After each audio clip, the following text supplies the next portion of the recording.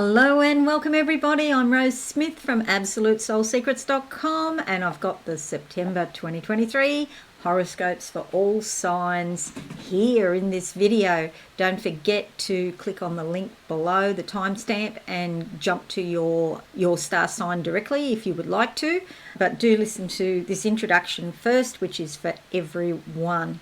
Now we have a few things happening this month. The first thing to note is that everybody has a thing called a minor grand trine pattern, except for one star sign which has a kite. But this is basically a type of talent triangle, and it really revolves around your creativity in dealing with certain aspects of your life. So I'll talk more about that for every star sign, but it's a lovely confluence of factors involving Pluto, Uranus and Neptune, the outer planets. So it's quite powerful and it's quite spiritual. Okay, that's the first thing. Secondly, we have 7 retrograding planets at different times during the month. However, we also have Mercury and Venus turning direct, surging ahead, bringing growth. So with this sort of configuration, we might find in certain or many aspects of our lives that we're thinking more intellectually and practically about what to do and how to come up with solutions and solve issues. However, in romance or perhaps relationships or matters of beauty or art or those sorts of things, that we're probably surging ahead more with Venus, and that with Mercury there's a lot of activity around commercial transactions, perhaps travel, our communications, or maybe even our thoughts are on fire and we're getting brilliant ideas, which is always great. There's a supermoon in Aries on the 29th of the month. Now, a supermoon is basically a full moon that comes more close than usual to Earth. It's generally within 363,000 kilometers. Don't know what that is in metric. On that, 200 and something thousand miles is the best I can do.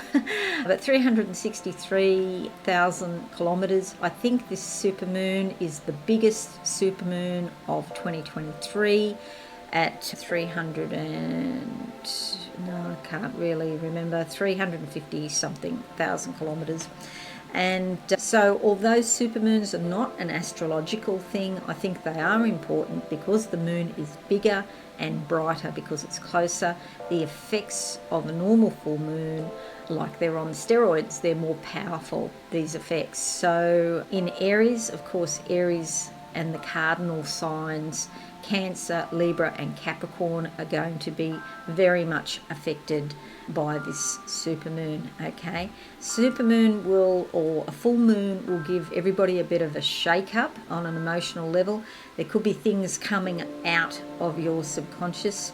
I would say on the 29th of September, it's a great idea, if you possibly can, not to get too stressed, not to take on too many things around that 3-day period from, say, the 28th to the 30th, 28th, 29th, 30th of the month, because the effects of the supermoon will be quite strong. Okay, the other thing to note is that there is an equinox, and in the Southern Hemisphere it's a Spring Equinox or the vernal equinox, and it's also called the vernal equinox, and this is all about new beginnings, starting afresh. There's freshness, planting seeds for future growth and rejuvenation in your life. So it's a fabulous time. It's also obviously good to go and do some gardening if you're in the Southern Hemisphere. If you're in the Northern Hemisphere, it's the fall or the autumn equinox, and this is it's the end of the harvest traditionally. It's about preparation for winter, organising things. It's about giving thanks for the harvest that you've received during the past year, and it's about gratitude and being grateful for what you've got, basically. Okay, so slightly different meanings there, depending where you are. But yeah, we've had quite a full-on month in August, and really you can see it's likely to be quite a full-on month in September as well. So all of these energies working together for our highest good. Okay, so don't forget to check your moon and your rising sign as well. But have a fabulous month, everyone, and have a look through this video. Okay, I'll see you all again soon. Thanks and bye for now.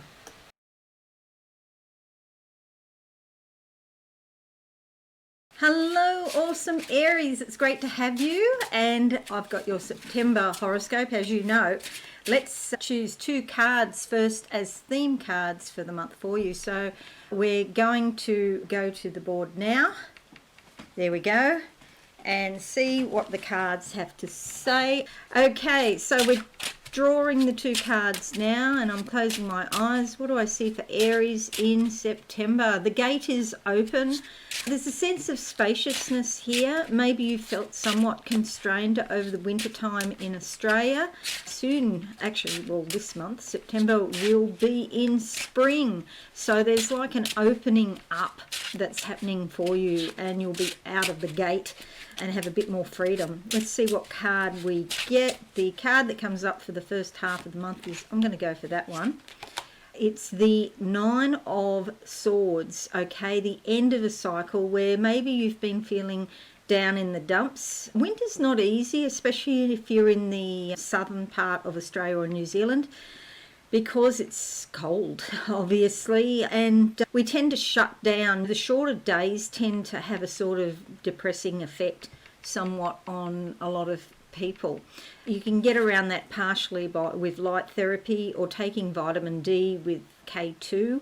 You don't want to take vitamin D just by itself because it can harden the arteries. But this suggests that the end of the cycle is coming if you've been feeling down in the dumps. Also, it's important to know that Spirit is actually supporting you. So things are about to change. The delays and disappointments that you've experienced are on their way out now. You're turning a corner.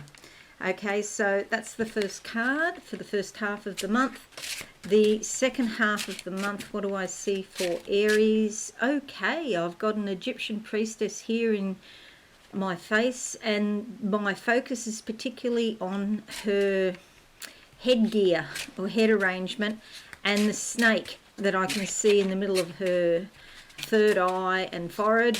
So transformation around your psychic ability and your intuition.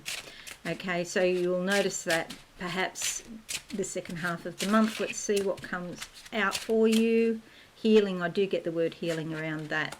The card that comes up is a 6 of Pentacles.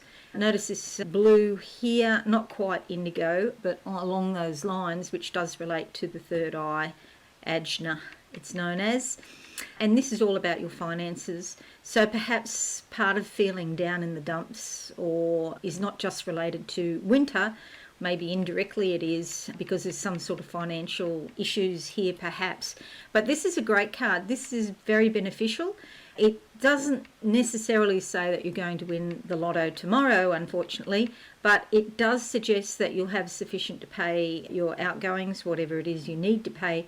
You'll be deciding who you pay and how much. Somebody could also ask you for a loan. Perhaps that's your children, if you have any.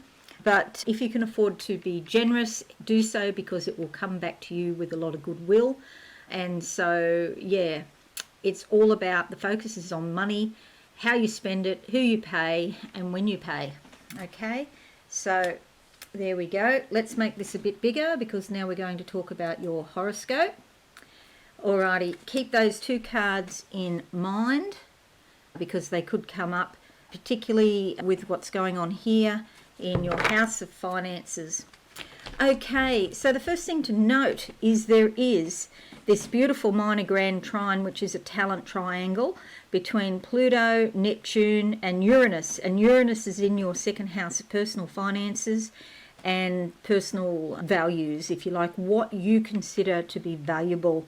Okay, Jupiter is going retrograde, and I will talk about that a bit more, and that's on the 4th of the month. So it's here at 15 degrees, and it's going to gradually move away from Uranus, but they're conjunct. It's a wide conjunction here at the beginning of the month. So there could be something positive but surprising that comes up, something unexpected around your finances at the beginning of the month.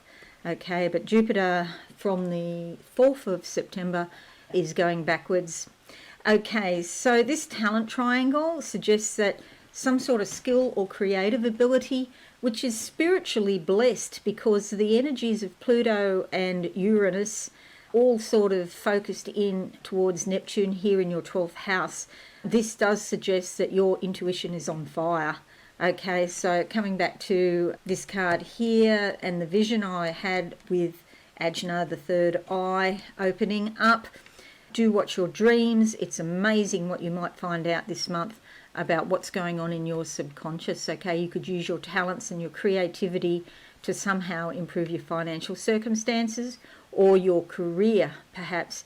With Pluto here, you may have found over some considerable time, years and years, but your career has morphed, and what you started off with you haven't ended up with. So there's a lot of transformation going on in your life. Pluto's extraordinarily slow moving, and it only moves 1 to 1.5 degrees, 1 to 2 degrees per year, and so it's been in here for a long time. Could have been the last 20 or 30 years, but it's coming to an end over the next 2 years, so that'll be good news for your career. Okay, so minor grand trine. The other thing to note is there are 7 retrograding planets this month, which is a ton to deal with, but on the upside we do have Venus and Mercury turning direct, these two here, and that will give us a bit of a push forward. However, we do have all those other planets that are retrograde, so it is a great time to reassess and reflect and review what's going on in your subconscious, because it's quite an introspective period in September, and you'll be looking at different areas of your life simultaneously. The other thing to note is that the Aries supermoon, it's actually a double sturgeon blue moon at the end of the month, and it's here in Aries, and it's in your first house of identity and appearance and how you relate to the world. So the supermoon is going to be the biggest supermoon of the year, and typically in astrology circles we don't really talk about supermoons, but I think it's important because the moon is actually closer to the earth and it's got a stronger effect than usual. We also have the Spring Equinox, or fall if you're in the Northern Hemisphere, autumn, whatever you want to call it up there. And that's quite significant on the 23rd. And it's about really finding the balance. So I've said 23rd. Yeah, 23rd, that's correct. And it's about finding the balance in life between practicality and your outside life, and also what's going on within your subconscious and your spiritual side. Okay, so let's go through this in a bit more depth. Venus direct is on the 3rd of September, and it's moving forward here in your 5th house. It's great for romance. Venus in Leo in your 5th is, you could be feeling more bold or assertive around romance, especially after it turns direct on the 3rd. And there may have been some sort of wound there because we have Lilith, and Lilith sometimes can cause a kind of a wound or can bring up some sort of hostile force, or so just be cautious of that, because at some point in about 2 weeks' time Venus is going to cross Lilith. Venus moves much faster than Lilith, so Venus is going to catch up to Lilith and they will be conjunct. So do be cautious with romance in 2 to 3 weeks' time. However, it is great generally, and it's fabulous for working with children, dealing with children, and also your relationships in general and your creativity. Venus really loves love and also beauty and art. On the 4th, I mentioned already, Jupiter is retrograde, and this is a great time for your spiritual growth. It's also fabulous for diets here. So you can also cut back wherever you waste money or you spend money and it's not necessary. Jupiter retrograde will help you rein yourself in. On the 14th, the new moon is in Virgo over here, bringing a brand new start to your everyday life, your habits, your work, and even your health. And in Virgo, it could be really beneficial around your communications. And Mercury's turning direct on the 15th. Also here, these two will be conjunct, bringing a new start in communications and ideas, and maybe even work, because Mercury does rule over business and transactions, money transactions. 23rd sees the Sun entering Libra, and this is a beautiful time when relationships are enhanced, particularly your important and significant relationships, those people you are committed to. And when the Sun moves up here, it will be conjunct Mars. You're likely to have a lot of energy to put into your relationships, and there'll be a lot of insight and awareness around that. The Supermoon in Aries, I've already mentioned over here, bringing a shake-up to your identity, your appearance, and how you deal with the world. You might be feeling bolder and more spontaneous than usual, and anything in your subconscious that is sort of interfering with that is going to get a shake-up and be told to move on. Okay, so that's it. Fabulous, awesome Aries. I hope this is useful. Don't forget to check out your rising sign and your moon sign as well. Have a fabulous month. I'll see you all again soon. Thanks and bye for now.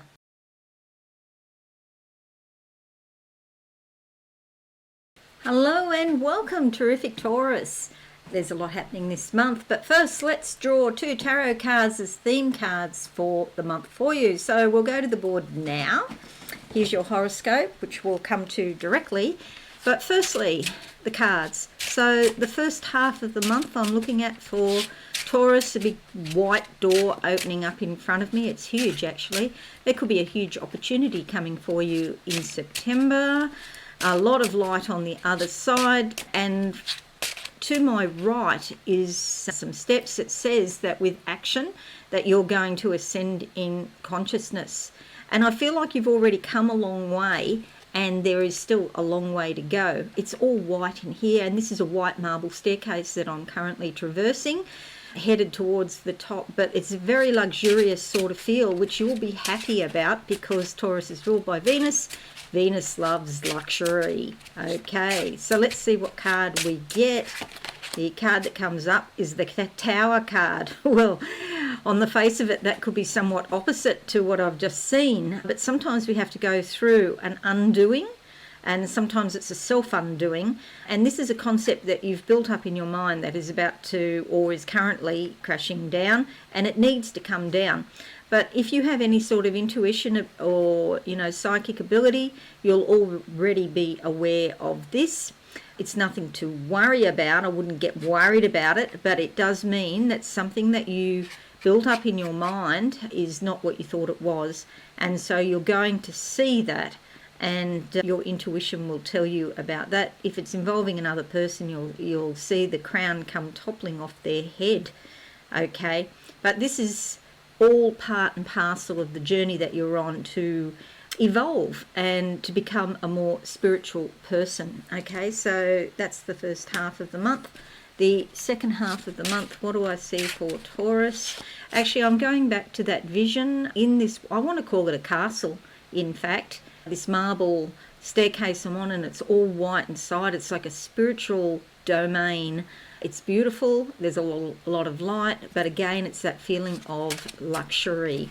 So spiritually, you're already there, but of course, it takes a bit of time to manifest in the physical world sometimes, doesn't it? But with determination and diligence, you can bring that into a physical manifestation.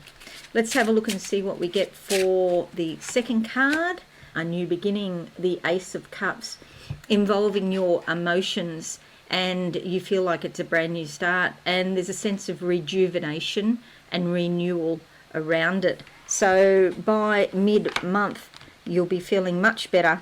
There's a sense of beauty, joy, and love, and peace in all matters of the heart. You could be feeling better physically. Sometimes this water is about chi force in your body. And you do have the sun going into your 6th house, and Mars, it'll be conjunct Mars, but I'll talk about that in a minute. So that fits very nicely with this card. Okay, so bear those 2 cards in mind, and I'll just make this a bit bigger, like that. Okay, let's talk about your horoscope now. You've got this wonderful minor grand trine here, which is a type of talent triangle. It suggests there's a lot of creativity relating to your associations, your friends, your hopes and dreams even. So we have the energies of Pluto and Uranus all sort of blending and surging towards Neptune here in your 11th house of friends, groups and associates, and also hopes and dreams. It's a spiritual time. You could have some sort of spiritual connection with somebody that's quite important and quite strong, and it brings your creativity to the fore. This connection, this meeting with this person is very helpful to you. It could be unexpected because Uranus here in how you approach the world. You could meet some very interesting people.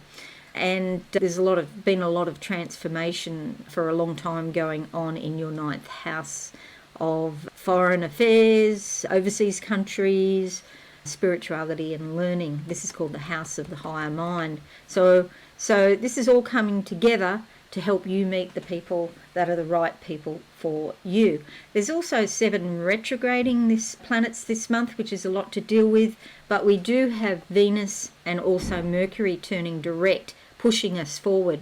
With so many retrograding planets, so it is important to pay attention to your spiritual life, particularly as you have a big party going on here in your 12th house with the full moon. I'll talk about that. And it's a supermoon in Aries, so I'll talk about that in a moment. The moon is there at the start of the month as well, and Chiron and your North Node. So it's basically saying that your life is going to become more spiritual. And we also have the equinox, depending where you are. If you're in the Southern Hemisphere, it's a spring equinox on the 23rd, or if you're in the Northern Hemisphere, it's the fall or the autumn equinox. So this is when the time of the day and the time of the night are equal, perfectly balanced. So it's important to find that balance and bring that into your life wherever you can. Let's make this bigger. Oh, it is. It's on the biggest size. Okay. All right. So just to go through in more depth, Venus direct on the 3rd is here in your 4th house. You could feel a surge of energy at home or with your family, and this is the kind of energy that improves relationships. Your home could be your sanctuary. You could beautify your home in some way and have very smooth or beautiful relationships with family members. And even if it hasn't been going well with family, there could be a definite improvement in your relationships, which is good news. On the 4th, Jupiter is going retrograde, and it's in your sign, dear Taurus. So you may become a bit more reflective, or perhaps looking at your inner values, because the 1st house is all about you, your identity, your appearance in the outside world, and how you approach the world. But you may be reflecting on that so that you can make adjustments to your appearance, adjustments to your identity and how you get your message out there. It is widely conjunct Uranus, so there could be some surprising factor or unexpected thing with that as well. Then we have on the 14th the new moon here in Virgo in your 5th house, bringing a new beginning, bringing a time of a new start regarding creativity or maybe even romance or your inner child, or dealing with children generally. Brand new starts that will be conjunct the sun fairly quickly, and which will bring you a lot of insight into the new start. Then we have on the 15th Mercury direct in Virgo as well, going direct. So again, your communications start to move forward now. Delays seem to disappear if there's been any delays or glitches in communications, particularly related to your creativity, romance, or dealing with children, or leisure and pleasure. So you may find you're socialising more this month, and you're going out and having fun. more than usual this month, which is great. And we have on the 23rd the Sun entering Libra here in your everyday life, bringing insight and awareness to your habits, to your daily work, whether that's paid work or not, and also to your health and vitality. And it will be conjunct Mars, and so this gives you a surge of energy to go forth in what you need to accomplish on your daily sort of life. So that's good news. The Supermoon in Aries at the end of the month is here in your 12th house, and that will bring a lot of energy for meditation, for looking at your dreams, for catching those little spiritual messages you might get from upstairs in the daytime. And with Chiron conjunct your North Node, there's some sort of healing going on with your spirituality. And the North Node is basically saying this is your destiny. You're supposed to go within, you're supposed to examine what you think about things, but also get in touch with your spirituality. The house of the goddess, I sometimes call that house. It's unknowable, it's inexplicable, and it's important not to judge it, but just go with the flow and take note of the info that you get. Alrighty, so that's it. I hope this is helpful for you. Don't forget, check out your rising and your moon sign. Most important, terrific Taurus, have a wonderful month. I'll see you all again soon. Thanks and bye for now.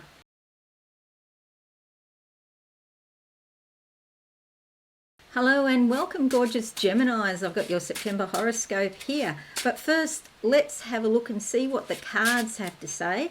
And I'll draw 2 cards as theme cards for the month for you. So let's go to the board now. Here's your horoscope, and we'll come to that in a moment. So the first half of the month for Gemini in September 2023, my focus is very much on this kite here, this kite aspect pattern, which is very strong because there's I guess you'd say there's a talent triangle here, and then there's a grand trine here. So a lot of motivation, a push, a few challenges to overcome. But I keep getting like diamonds. So by the end of this process, you're going to get something very valuable out of this. And diamonds are made under heat and pressure, as you probably know. So it's not always easy, but it's worth it because the end result pays off. Let's have a look at the first half of the month for you. The card that comes out, this is interesting, the 5 of Swords.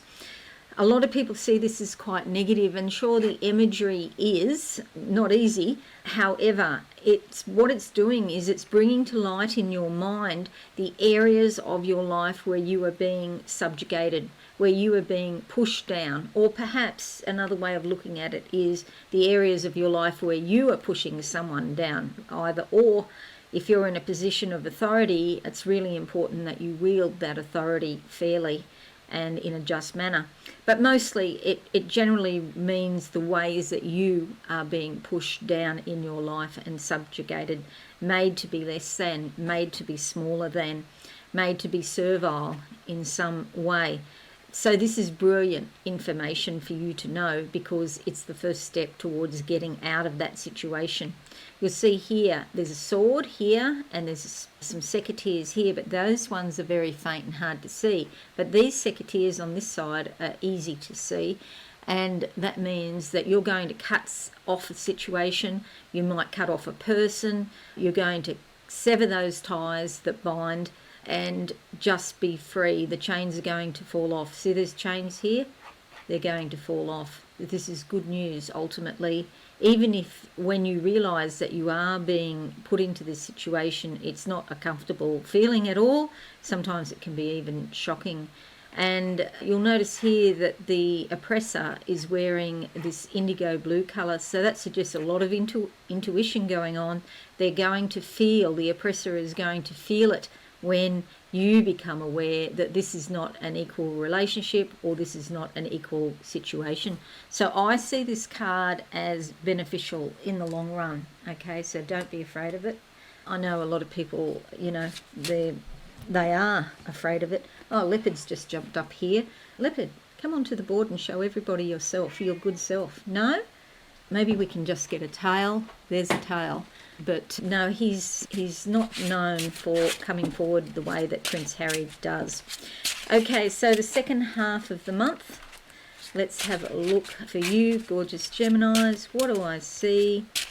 I'm on I don't know if it's open ocean. It's more like a really big bay. It's a breeze and it's quite brisk. So I think this means that you're changing fairly quickly, but it's not a storm situation. It's invigorating, actually.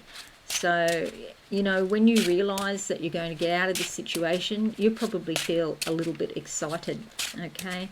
Sometimes there's anxiety with changes, you know, and new situation, but the overall feeling is excitement. The card that comes out is the Eight of Pentacles. This is all about being justly rewarded, suitably rewarded for your endeavours. Although this card is generally about money, there is a spiritual overtone to this, and it's like working and being fairly remunerated. Action needs to be taken. Keep your feet on the ground, hence the black boots. Sometimes this is literally working with your hands, so it might be things like typing or doing some sort of craft with your hands, turning a side hustle or a hobby into something that actually pays money. It's a very beneficial card. I actually relate to this card a lot myself. It's all about craftsmanship, and skilled labour help you with your finances, okay? Maybe you've been thinking about a new job. Is that where you'll have to ask yourself, is that where you're being subjugated in your work? We do have Saturn up here in your house of career, which is often about rules, procedures, authority figures, and perhaps Saturn in Pisces is not at home in Pisces. Neptune is very much at home so in Pisces, so this could be about spiritual energy coming through into your career zone. But if you're not working, this is also your public life, and how, you know, the friend, not necessarily friends, but your status in society, the authority figures that you deal with. If you're in Australia, it might be Services Australia, which used to be called Centrelink, for example. Okay, this house can take the role of a parent in certain circumstances, or perhaps this subjugation I was talking about before is to do with an authority figure or a parent. Okay, ask yourself that. Alrighty, so that's the first thing. The kite is bringing up all of this. There's 7 retrograding planets this month, so it's quite a spiritual month with a lot of reflection that is needed. But we do have both Venus and Mercury turning direct, which does give us a push forward.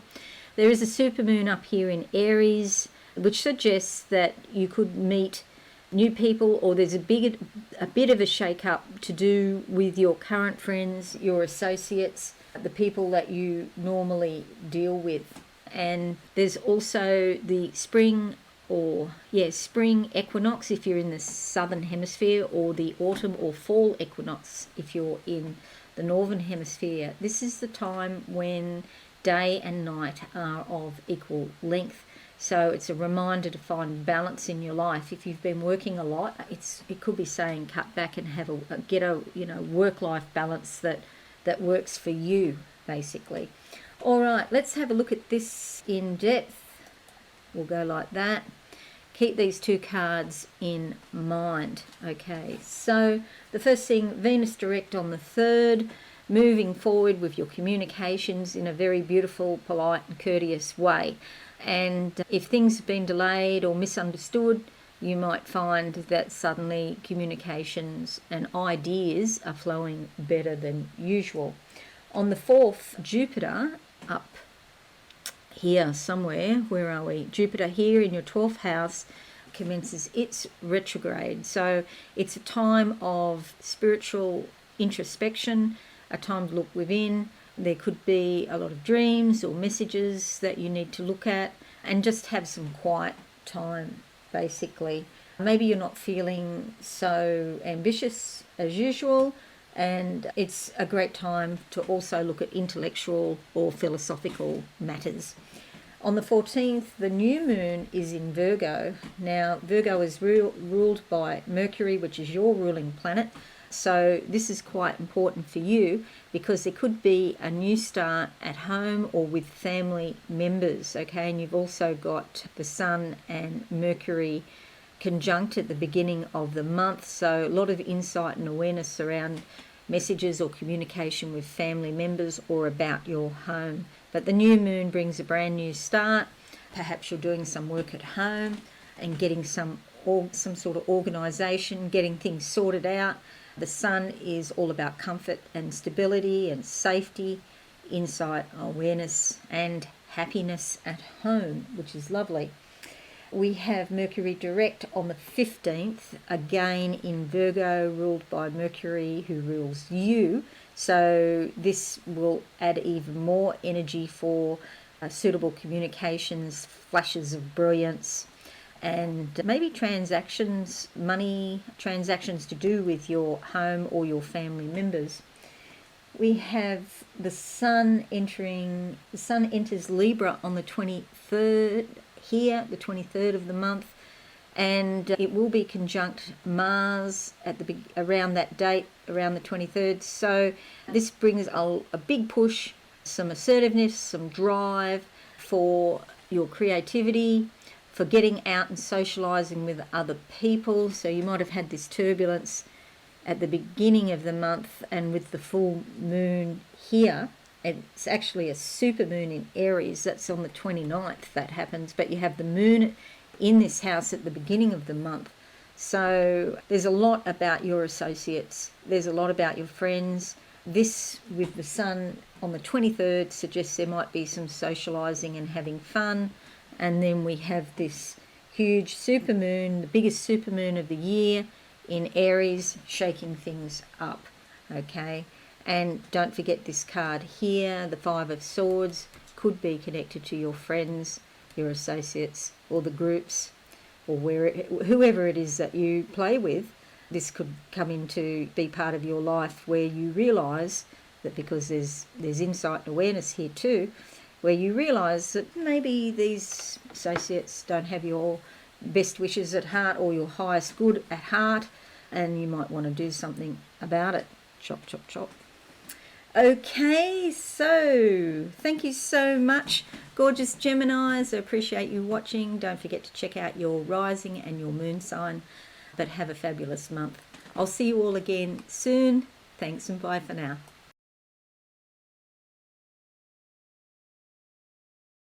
Hello and welcome, caring Cancerians. I have your September horoscope, but first let's draw 2 tarot theme cards for the month for you. We'll go to the board now. Here we go. Alrighty, so closing my eyes for Cancer in September. What do I see for all the Cancerians?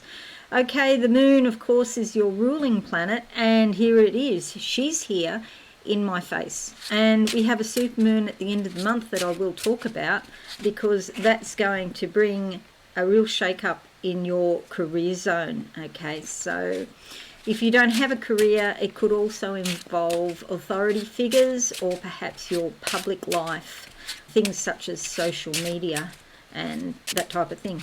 All right, anything else that I can tell you just from here in my mind? Okay, there's a lot of paperwork here, some of which, or for some, will be to do with contracts. So after Mercury turns direct on the 15th, there's a shadow period of approximately a week. So any time after, say, the 22nd of the month would be a good time for signing any agreements or contracts. Let's have a look and see what the cards say. Okay. We have the 8 of Wands. This is great. It's all about brilliant ideas coming your way, and they're quick flashes like that. So I would say to you, it's a good idea to record them, write them down, or maybe make a memo in your phone, because they'll be coming thick and fast, and you may forget some of them because it could be any number of things, okay, insights that are very useful to you. That's the first half of the month. The second half of the month, what do I see for caring Cancerians? Closing the door. I actually saw this in this little vision, this first vision, closing the door on something, but it seems much stronger in the second half of the month. So you may get the idea initially to do it but not act on it, but then in the second half of the month something else happens and then you decide to close the door on a situation. Okay, the card that comes up is the King of Swords. I don't mind this card, which is just as well because it does come out a fair bit. A lot of people don't like the card, but it is useful to you. And it's a great skill to be able to close the door or cut somebody off or cut off a situation when you need to. This is a kind of energy that you see around lawyers a fair bit. It's the ability to take in, absorb, assimilate a lot of information and to sort of pass it out so that it can make sense. And you may find this is a really useful skill for you to have. Some people say it's a bit ruthless. If you do have this skill, you'll be using it. The important thing is to run it through a human heart, so there is still compassion there. Often people that are like this have been through a very hard, tough, torrid sort of time, and that's why he's seated on diamonds, because this ability is very valuable, okay? With it is a certain degree of intuition, which people are usually surprised to hear about. It's a masculine energy, usually a mature sort of person, often involved with the law and authority, okay? And that authority could be in any number of fields, not just the law. But yeah, rules, regulations, sticking to it and, you know, doing what is expected. But yeah, a dose of intuition with it, okay? So, Cancer, you'll be meeting someone like that, or you'll be like that yourself. Okay, so let's make this a bit bigger so you can see your horoscope. Okay, the important thing to note is this minor grand trine here. We have Neptune and conjuncting the moon on the first of the month here in your house of the higher mind. This is all about expanding or broadening your horizons in some way. Okay, these two together. The moon moves really quickly, so, you know, it's only going to be like this for a day on the 1st, and then it'll quickly move away. But this is known as a talent triangle, and we have Pluto and Uranus focusing their energies towards these two, Neptune and the moon, on the 1st of the month. It could be a very spiritual time. You may get all manner of insights around how you can broaden your life. This house is also to do with higher education, philosophy, foreign affairs, other countries, anything exotic. And you may, you know, just have this brilliant idea that you have to go overseas or have something to do with, you know, people overseas. So it's very creative, a very creative time. Also in the month there are 7 retrograding planets, but this is useful because it helps you maybe look within, reflect, reassess. You know, it reveals things that are going on inside you, which is also very important. But we do have Venus and also Mercury turning direct, which I'll talk about as well. So, you know, it's not that you're not moving forward at all. You certainly will feel these by mid-month. You'll be surging forward, but there is the necessity for time to be spent reflecting and looking within. The Aries supermoon is in your house of career or authority figures. This is particularly meaningful for you because the moon is your ruling planet, and so you could be more spontaneous than usual, or something in your career or to do with authorities figures, hence this card, authority figures, could get a bit of a shake up. Okay, so just bear that in mind. Also the spring, if you're in the Southern Hemisphere, or the fall or autumn equinox, if you're in the Northern Hemisphere, takes place on the 23rd. It's important to find the balance for all of the areas of your life, because the equinox is the time when the length of the day and the length of the night are the same, and so balance is key. Excuse me, coughing. I just got a tickly throat, done a few videos. Okay, let's make this a bit bigger. No, I've already done that. It's on large. Okay, so let's go through this in depth now. The 3rd sees Venus direct in your house of money. Surge forward to do with money and maybe to do with spending. Do be cautious. She will be influencing you to overspend, especially on beautiful things.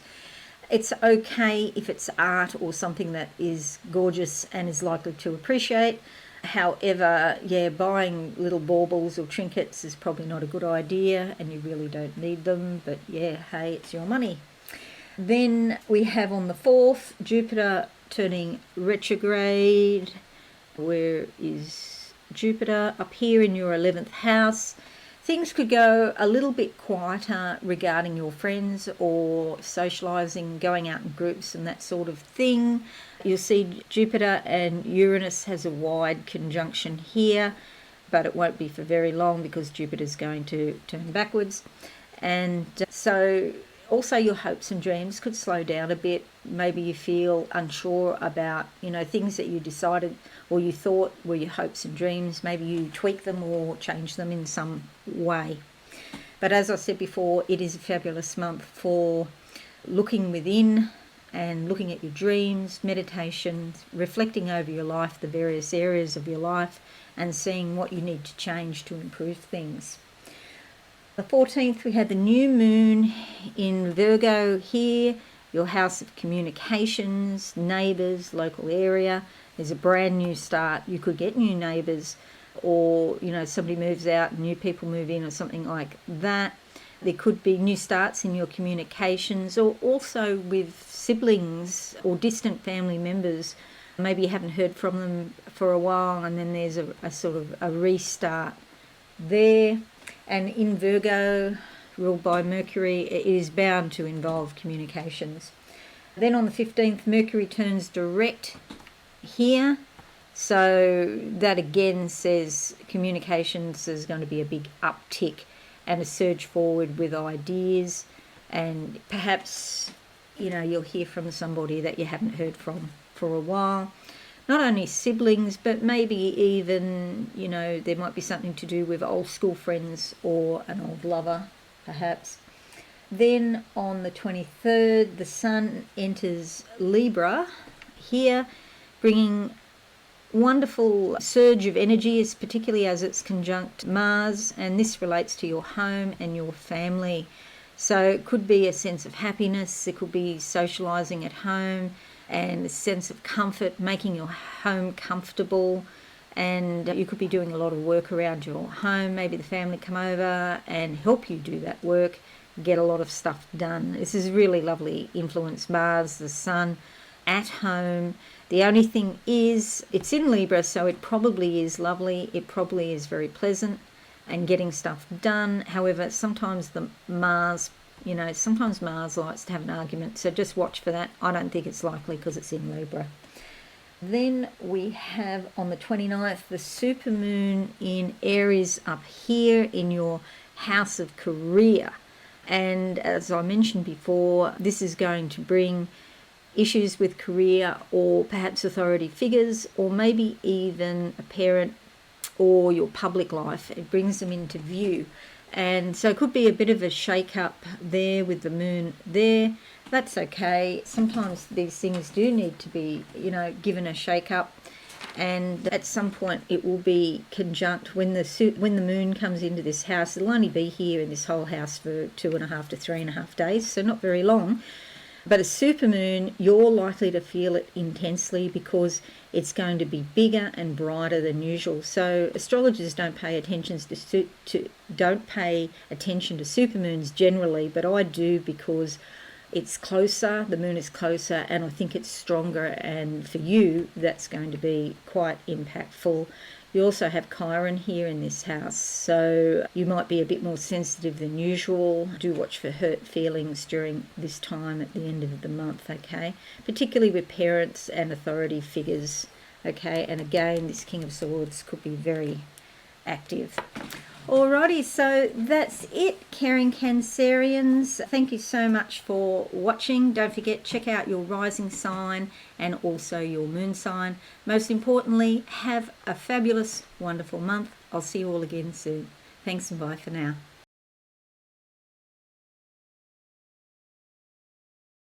Hello and welcome everybody. I've got your Leo September horoscope. Okay, some interesting things happening this month, but I'd like to draw 2 tarot cards first. So let's go to the board and we'll have a look. Okay, so first half of the month is the first card, and the second half of the month is the second card. Now, what do I see for Leo? I actually get the colour gold, sort of a bit similar to this colour up here. So something is gold. So it doesn't just mean money. It could mean money, but it's more about something being very valuable to you. There's Jupiter barking in the background, of course. These cards just literally flew out, both these cards. So the first one, the Ace of Cups. This is a great sign of new beginnings in your emotions. It could be a new relationship, new people that you meet. You're feeling more positive than what you have, okay? But there's also sort of more energy. Maybe you're feeling healthier or more vital as well. And there could be some new projects on the horizon which are a little bit more exciting, okay? And the second cup, if you like, okay, the second cup that flew out was this one, which is the Five of Wands. It's about reaching out, but with passion. And sometimes there's a bit of competition in the air, okay? So something that maybe you're not competitive, or even if you are, but there's some energy around that seems to be a bit competitive. So do watch for that. If you're in business, of course, it's always competition you have to look at, but your passion will help you in this, okay? Sort of not actually conflict. Sometimes this card suggests conflict, but I don't really feel that. It's more just a change in circumstances, which could be somewhat uncomfortable, or what's the word? Not discourteous, but yeah, disconcerting. Disconcerting change in circumstance, but you're reaching out with passion and motivation. So that will be helpful for you. Okay, there are your two cards. Let's make this bigger because we're going to look at your horoscope now. Here we go. Alrighty. So the first thing to note is this minor grand trine. This is a type of talent triangle, if you like, between Pluto, Neptune and Uranus there in your 10th house, which actually I see Uranus is conjunct Jupiter, which is going retrograde later in the month. So things could quieten down in your career somewhat, or maybe to do with authority figures such as a parent. Maybe they're not around at the moment, which might be good, in fact. But both Uranus and Pluto are funneling their energies towards Neptune here in your house of shared resources. The moon is there on the 1st, but the moon will be gone in hours, literally. It's so quick, it'll race through this house.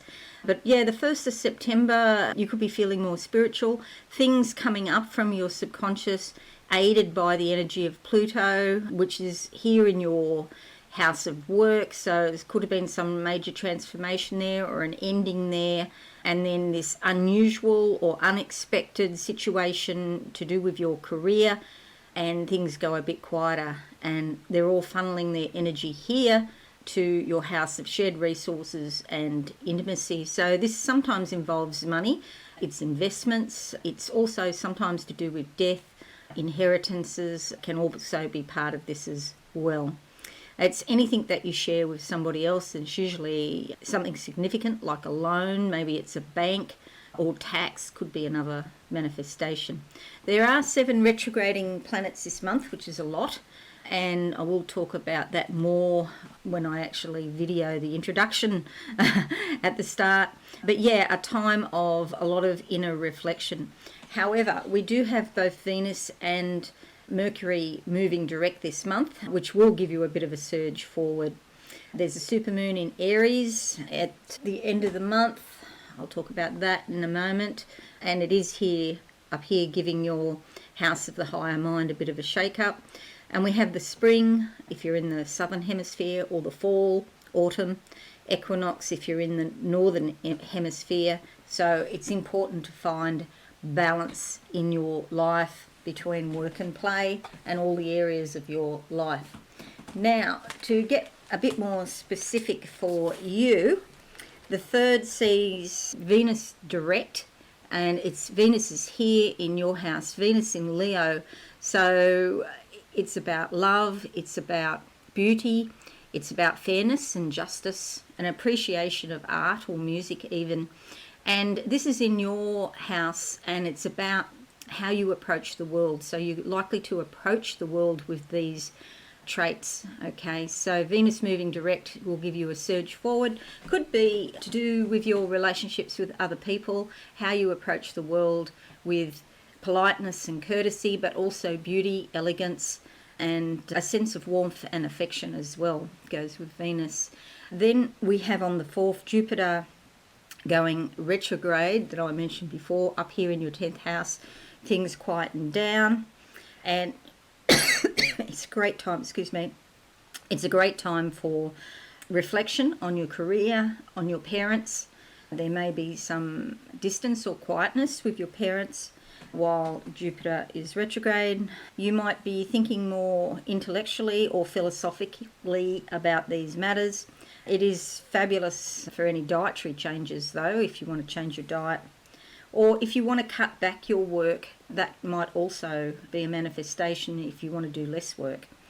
On the 14th, the new moon is in Virgo, down here in your 2nd house, bringing new beginnings around your money supply. We also have the sun there and Mercury, which turns direct on the 15th. So this brings a lot of discussions and insight about your money situation, maybe also your possessions, the things that you value, but there's a new start. You might be thinking about, when you look at that and you look at Pluto here, the death here, and the unusual expectations here, and the thing about money, there could be something to do with a change of job. There could be something to do with maybe a job on the side or a side hustle where you can earn money, but you'll get some insight and awareness into that. On the 23rd, the sun enters Libra, and that is your house of communications, your communication zone here. It's going to be conjunct Mars, and that means that you'll be feeling quite ambitious and you'll want to grab the bull by the horns and be more assertive in your communications. And this could also be with siblings that you haven't heard from for a while, or issues in your local area, maybe your neighbours perhaps. And maybe there's a project you want to do, but you just want to talk to your neighbours. So, for example, you might want to cut some trees or bushes down, and you're just going to let your neighbours know that you're going to do that. There's a lot of activity in your local area, so you could be running errands and things as well. And then, finally, the supermoon in Aries that I mentioned before, up here in your 9th house, which gets a bit of a shake-up. You could be considering study or an overseas trip, perhaps. And we have Chiron and your MC there that are conjunct. So this is something that's been a bit of a wound, but it could also turn out to be a healing as well, to do with overseas countries or people overseas. There could be some healing come out of it. Initially, though, it could appear as a wound, and that's not pleasant. However, it would have been the type of wound that's been there for a long time, and if it's a spiritual wound, then it can be healed 110%. You can be even better than previously. But the full moon, it is coming. A full moon basically is when the moon comes within 363,000 kilometres of the Earth, so it comes much closer, and the effects are stronger. Astrologists don't usually consider supermoons, and that's what this is. So I do, because it's closer, it's stronger, in my opinion. It also looks bigger, and that has an effect as well, spiritually speaking. Alrighty, so that's your horoscope. Thank you so much, lovely Leo, for listening. I do wish you a wonderful month, and don't forget to check out your moon sign and also your rising sign as well. Have a wonderful month, everyone. I'll see you all again soon. Thanks and bye for now.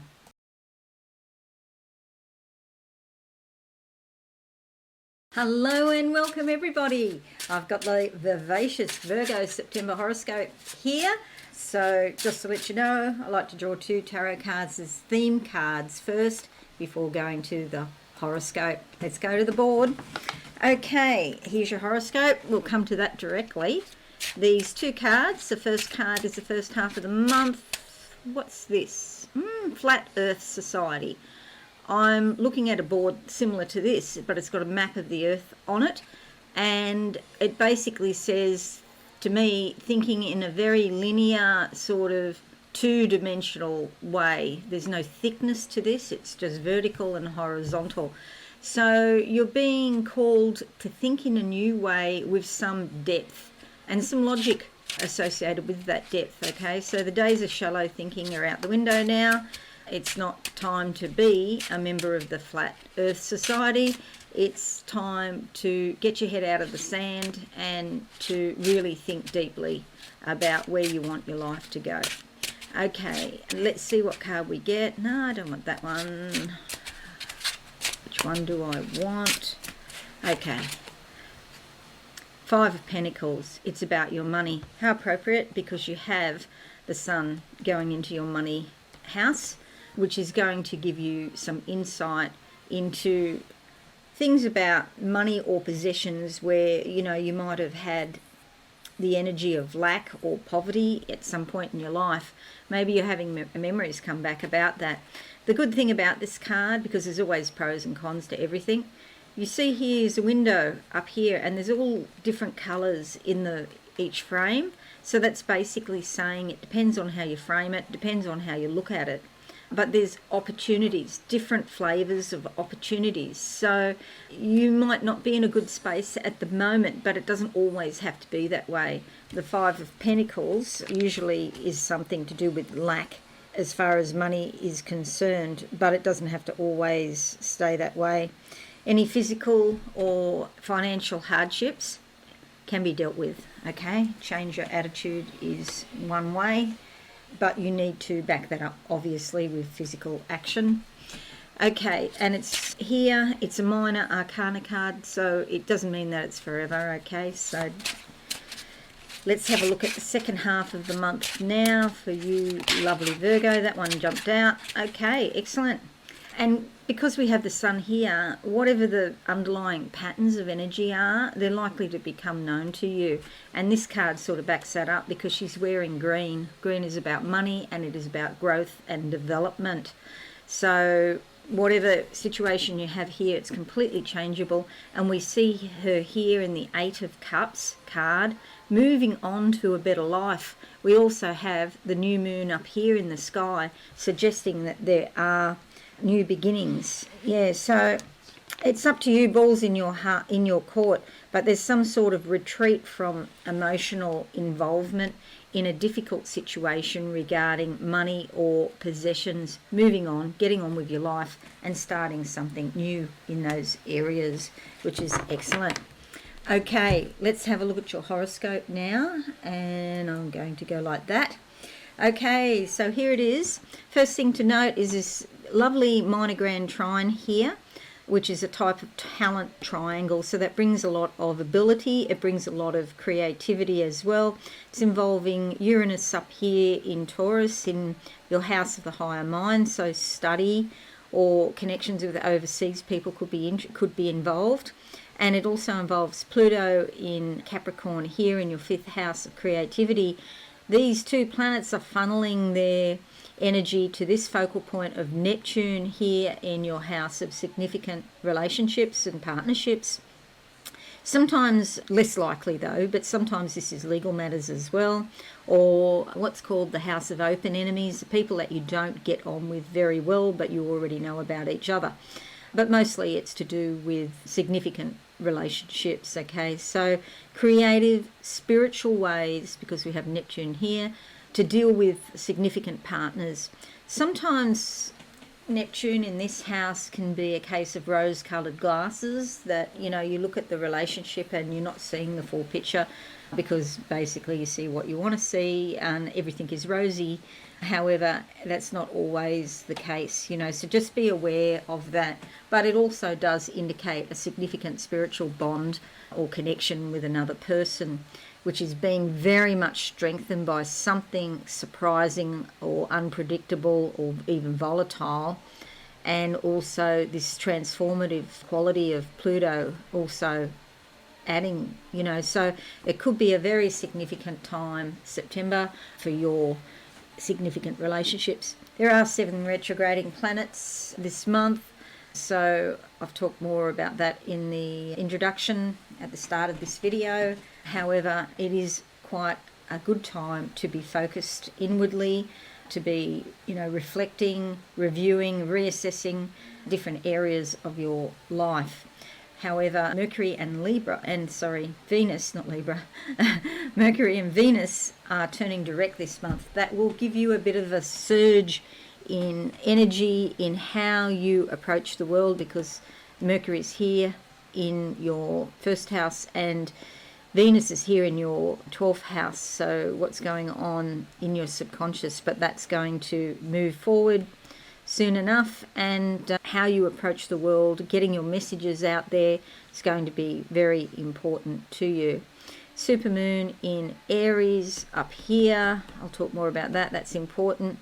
And also it's the time of the spring or fall equinox, so it's the fall or autumn if you're in the Northern Hemisphere, or the spring equinox if you're in the Southern Hemisphere. Okay, let's get a bit more specific now about your horoscope.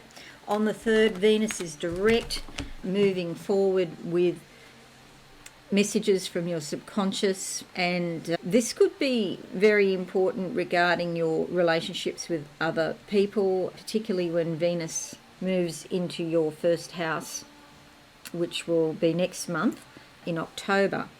But could bring beautiful dreams, could bring dreams about lovers. In fact, sometimes it indicates there's somebody that you might be attracted to, but there's something standing in the way, it's not the right time, or that person is somehow unavailable, whether it be emotionally or physically. Maybe they're in another country, perhaps, or quite distant. You have a lot going on up here in your other country zone. We also have on the 4th, Jupiter turning retrograde.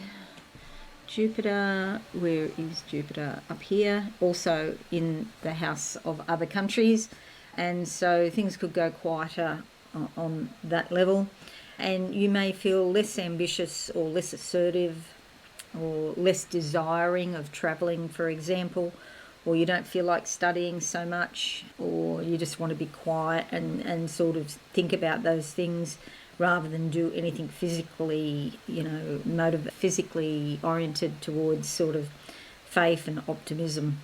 But it is fabulous for dietary changes, Jupiter retrograde, cutting back on your food intake, and maybe cutting back on, foods from other countries even.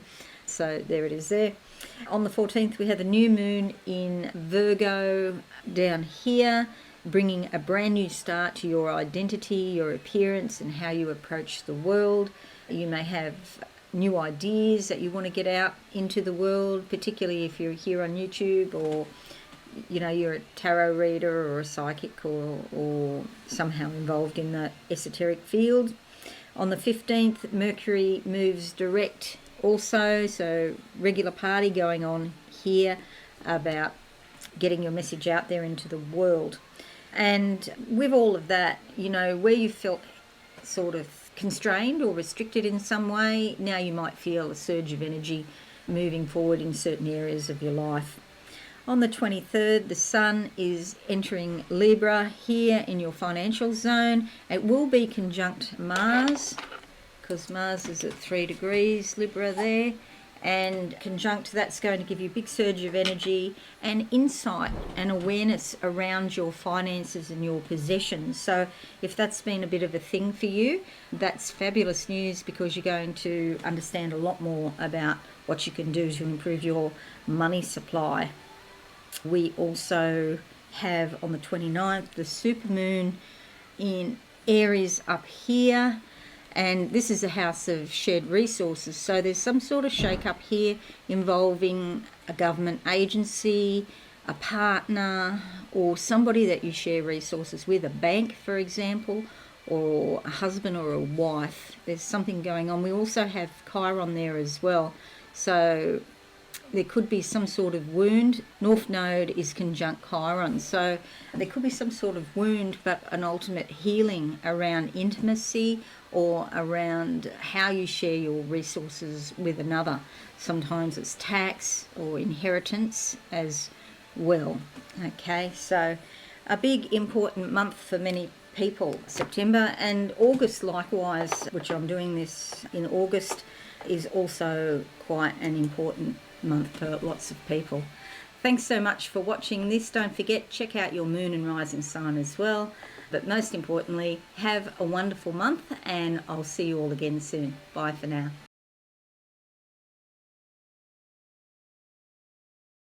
Hello, lovely Libra. I've got your September horoscope, and happy birthday to all early Libras. Okay, it's another important month this month. Okay, a lot happening in August and September for everybody. Okay, we're going to draw 2 tarot cards firstly. So let's go to the board now. First card is for the first half of the month, and the second card is for the second half of the month. Okay, so what do I see for Libra? Fellow Libras, celebration time. You celebrate with champagne, but this is a glass of red wine, but it's in like a champagne glass, the wine, red wine in a champagne glass. I don't know, it doesn't make sense, but anyway, maybe there's a sort of more practical aspect to it. Okay, it's not all about fun, but there is some fun here. Okay, there are practical things to consider, and your health. Red wine is good for the heart, so maybe there's issues about your health. But there's some good news on that front too, because we have a lot of energy going into your house of everyday work, habits, and health and well-being. I'll come to that in a moment. First half of the month, let's see what card we get. The Page of Pentacles, news about your finances. I'm basically optimistic, so I feel like it's positive news. There's a lot of activity there with this red, but there's also some hidden things that are going on with your possessions or your finances. Now, I keep getting, because I'm a Libra too as well, I keep getting things about selling off. I've got things here in the house. You know, as you get older, you collect more and more stuff. And I keep thinking, I'm going to sell them off. And I never do it. And so, you know, hopefully I'll get the urge to take some photos, to put stuff online and sell it finally. Maybe you'll do that too. It's not good to have stuff around. You know, it's bad feng shui to have things around that you don't use, and they're just sitting there literally collecting dust. But I feel like some improvement in finances, and there'll be news about that. All right, second half of the month for Libra. What's this? Cotton. Okay, so this is about craftsmanship, creativity. I'm seeing those reels of cotton, crochet cotton, and they're being spun up onto sort of, what are they called? Spindles. And so you can then go and buy the crochet cotton. Okay, so this is about your creativity. It's about colour as well, bringing more colour into your life. Okay, the card that comes up is the Fool card. This is about taking a risk, stepping out, and you might be using your creativity to step out in some way, but people around you may not be too sure, and they might be trying to hold you back from a decision. Look, I don't think it's, I mean, by all means, listen to other people, but don't necessarily take on board and act on what they say. Somebody's trying to keep you back in the past. This could create some sort of issue. I feel like maybe nothing said, but it's an underlying current of energy, and you know, using your intuition, you know they're not happy about you taking certain action. But you've got to do what you think is right, and even if it doesn't work out, it's still going to be of benefit to you, because you're going to get the experience. You can sprout wings and fly when you step off this cliff. There's like a risk involved. You can sprout wings, become an angel yourself and fly around and have unlimited freedom, or you could end up in the drink. But even if you end up in the drink, it's not a waste, because sometimes there are hidden treasures down deep, so you're likely to get silver linings to situations, even if they're a bit uncomfortable at the time. A lot of growth and opportunity here, but action has to be taken. It's not going to fall in your lap, lovely Libra. You have to actually do the work, but that's okay. This is a major arcana card. I feel like this new beginning has significant changes on your life direction. You know, pulling cards regularly, major arcanas come up, but I feel particularly strongly about this one. There is a very physical, likely opportunity coming to you in September. Grab it. Don't listen to the haters or the naysayers. They've got their own agenda. That's not necessarily your agenda. You should do what you want. Okay. So we're going to make this bigger, and we're going to keep these two cards in mind, okay? I feel like to do with this, there's something to do with money here as well. And maybe someone feels threatened about your ability to make money, okay? Let's have a look at the horoscope in depth. Oh, before we do, I'll just give a quick rundown. Okay, we've got this lovely minor grand trine here. This is a type of talent triangle. And we have Uranus in Taurus in your house of shared resources, i.e. money, Page of Pentacles, okay? These two are conjunct Uranus and Jupiter. And this brings unexpected, unpredictable situations, but it is about expanding your resources and the resources that you share with somebody else. Excuse me, coughing here, just talking too much. Also, it turns retrograde on the 4th. I'll talk about that in a moment, the meaning of that. But we do have the energies of Uranus and the transformative power of Pluto all being directed to this focal point of Neptune in your house of work and health. Okay, Neptune's been here for, I think, about 13 years. It's a long time. I've been watching it. Neptune in this house can bring viruses or can bring cloudiness in your thinking. Your health mightn't have been great for a while. However, it will leave here in March 2025. Okay, so yeah, your health will likely improve. But there's likely to be a closer improvement in your health in September with these energies being directed to Neptune. So quite a spiritual vibe around you every day and in your work. And on the 1st of September, Neptune and the moon are conjunct as well. Okay, we have 7 retrograding planets. It's a great time for looking within, reassess, reflect and review what's going on in various areas of your life. Having said that, however, Venus and Mercury are moving forward this month. That's likely to give you a bit of a push and a surge forward. We've got the Supermoon in Aries, and I'll talk about that. We've got the Spring Equinox. Okay, and happy birthday, as I said before. Let's make this bigger. Oh, I've made it bigger already. That's as big as it goes. Okay, 3rd of September, Venus direct, which is, where are we? Here, in your 11th house. So a surge forward in your communications with other people, in your socializing with people and groups and friends. Venus in the 11th house is beautiful. And in Leo, you're likely to shine like the sun in any groups or social interactions that you have. You could meet new friends, and there could be just different people coming into your life. And it's a nice change. It's like a breath of fresh air coming to you, these new people that you meet. The 4th sees Jupiter going retrograde here in your house of joint resources and intimacy. Things could go a little bit quieter. You still have a lot to think about in this area, but maybe you don't take direct action. You know, all of the action might have been in August. I'm doing this in August, and there's a lot of action going on here to do with the money that you share or the resources that you share with other people, or even intimacy. And it is conjunct Uranus, so there's unpredictable, volatile happenings. Try and stay quiet, try and be calm, which you will be able to do because Venus loves peace and calmness. So don't get sucked into any confrontations with these little dogs that are yapping around your ankles, okay? Sometimes people behave like little terriers, and you know those things, they bark, just yap and yap.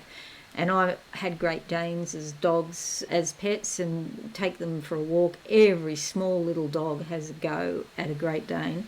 And then the most peaceful, gentle giants, you know. So don't get hooked in. Be more Great Dane-like. And don't get hooked into arguments, because these people are sort of egging you on for arguments. You don't have to go there. Be the bigger person. Take the higher viewpoint, and you will.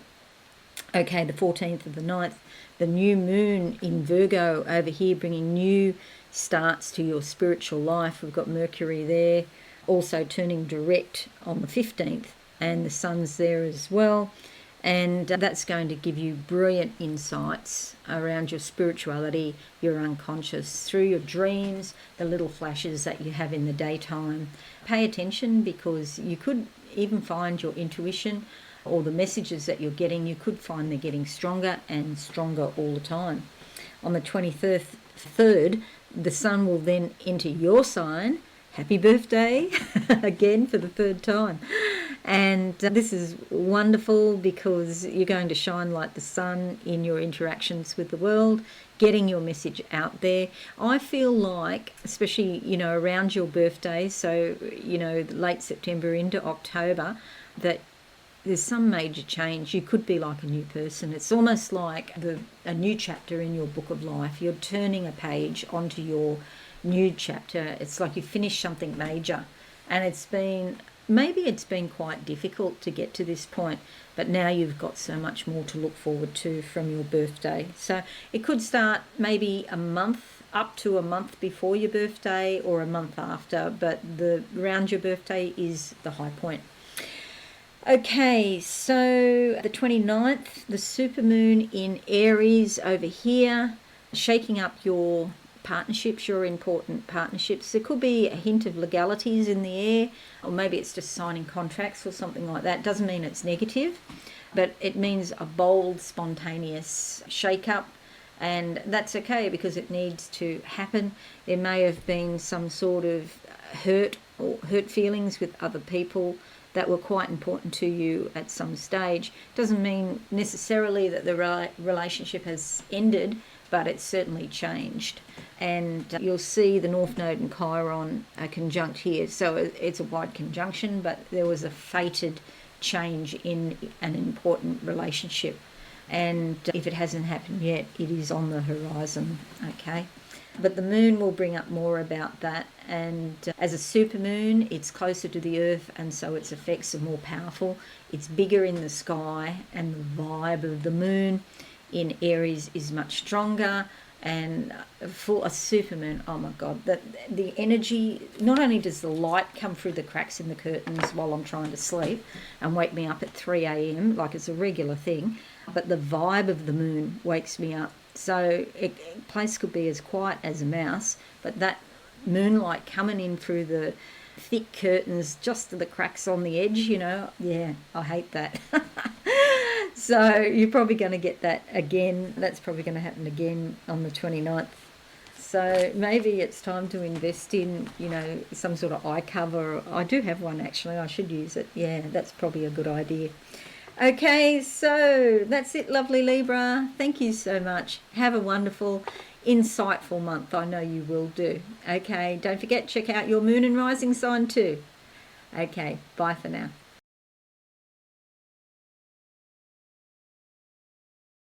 Hello and welcome, sensational Scorpio. I've got your September horoscope. But firstly, let's have a look at the cards and see what the two tarot cards that I pull have to say. We'll go to the board now and see what these cards really want to tell you for the first half and the second half of the month. Okay, for Scorpio. Paperwork here. You could be signing some important agreements this month, or contracts if you like. It's almost like a rubber stamp. I see a wax seal going down, but it refers to that saying about, rubber stamp something. So something you've made up your mind to do, and it's just going to happen as a matter of course, and the legalities sort of by the by. You'll attend to them, of course, but there's a new beginning here for you. Let's have a look and see what card we get. There's a new beginning here for you. It's the Ace of Swords, okay? This actually, swords is often associated with legal matters, but like I said, I don't think it's anything that is untoward or negative. I feel like it's just a rubber stamp and you go ahead. All these new butterflies coming into your life, new energies as a result of the decisions that you're going to make, important decisions. It might have been quite a challenging time. However, you're making progress and Spirit is helping you in a current project. Maybe it's a new job or working with a new person, something about your money. But something, it doesn't really say what the issue is, but we'll clarify that as we go along. But it does require some decisions to be made and some logical thinking, okay, to boot. The second half of September for you, sensational Scorps. What do I see? The focus is still on this card here. It continues, whatever happens, the first half continues on into the second half.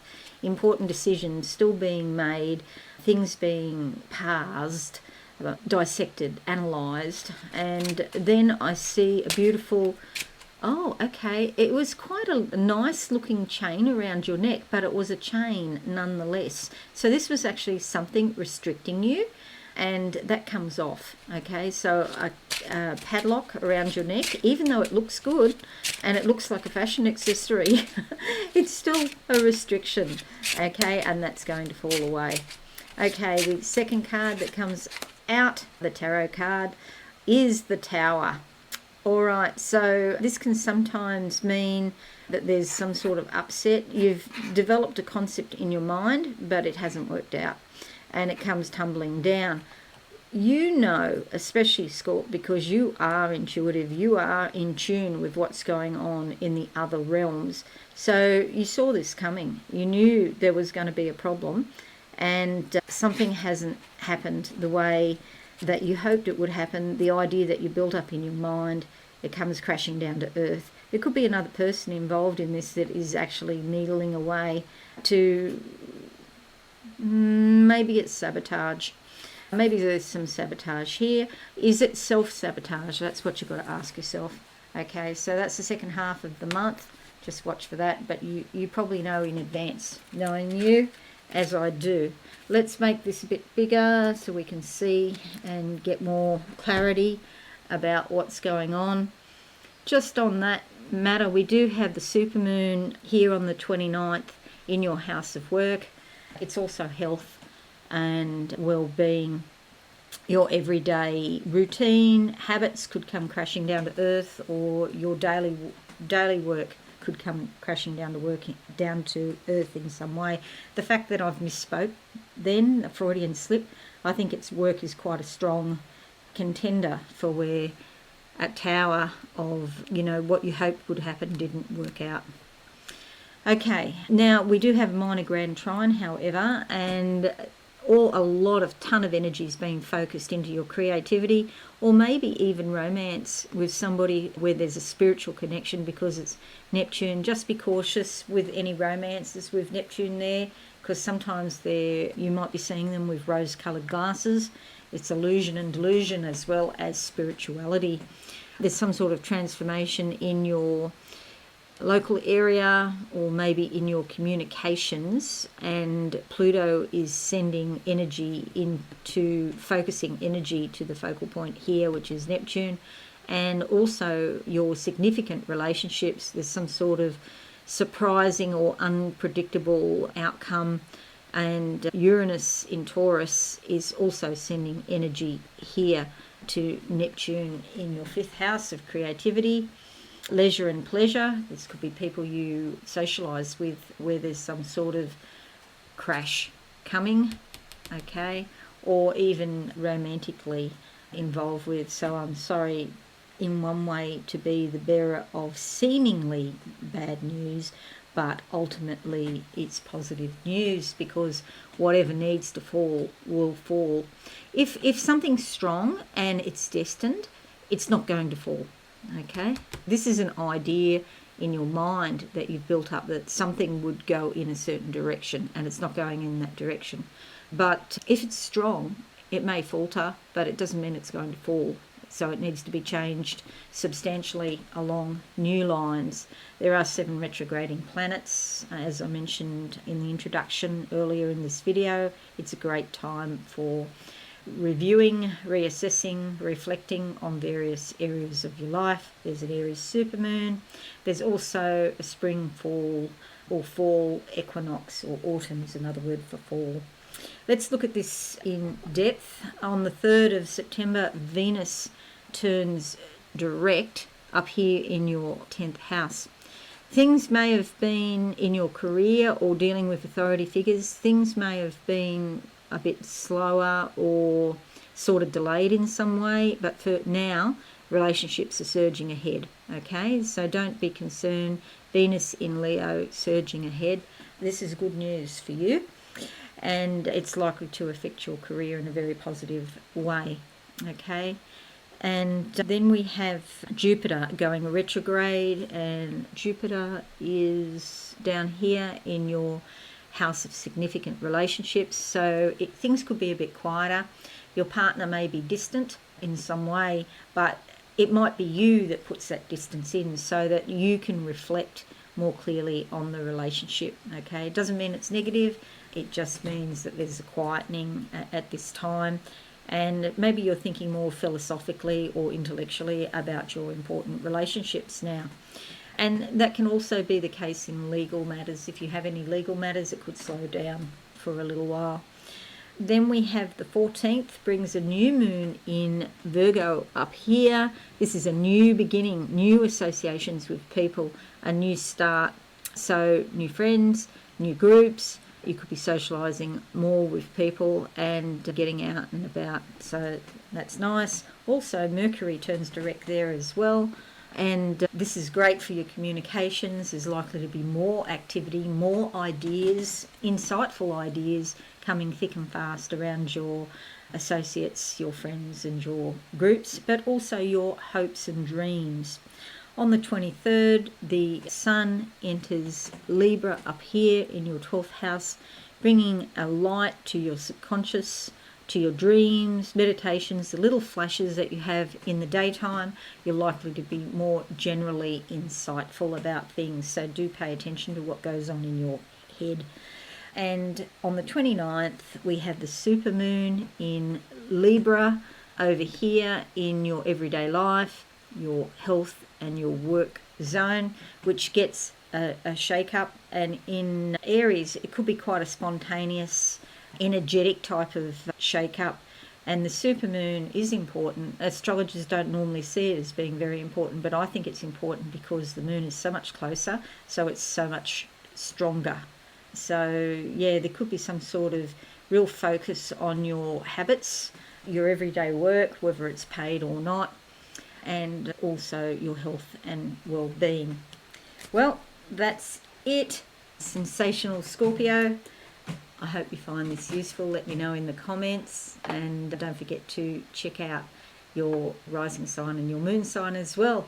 Have a fabulous, insightful month. You will. It's still a very significant time. There's been big shake-up in August, and September is still very significant. Okay, I'll see you all again soon. Thanks, and bye for now.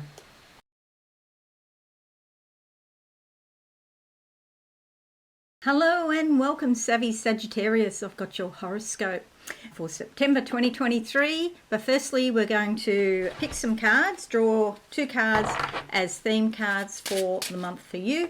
So let's go to the board. Here's your horoscope. We'll come to directly. But for the first half of the month, and I'm closing my eyes now, wow, I see a magnet, and you're busily manifesting whatever it is, drawing things towards yourself. So be very careful in September what you desire, what you make as your goals, what you set your heart upon, because it's likely to at least come partially towards you with this powerful magnet that I can see. A lot of green, so a lot of growth and development, but perhaps even money.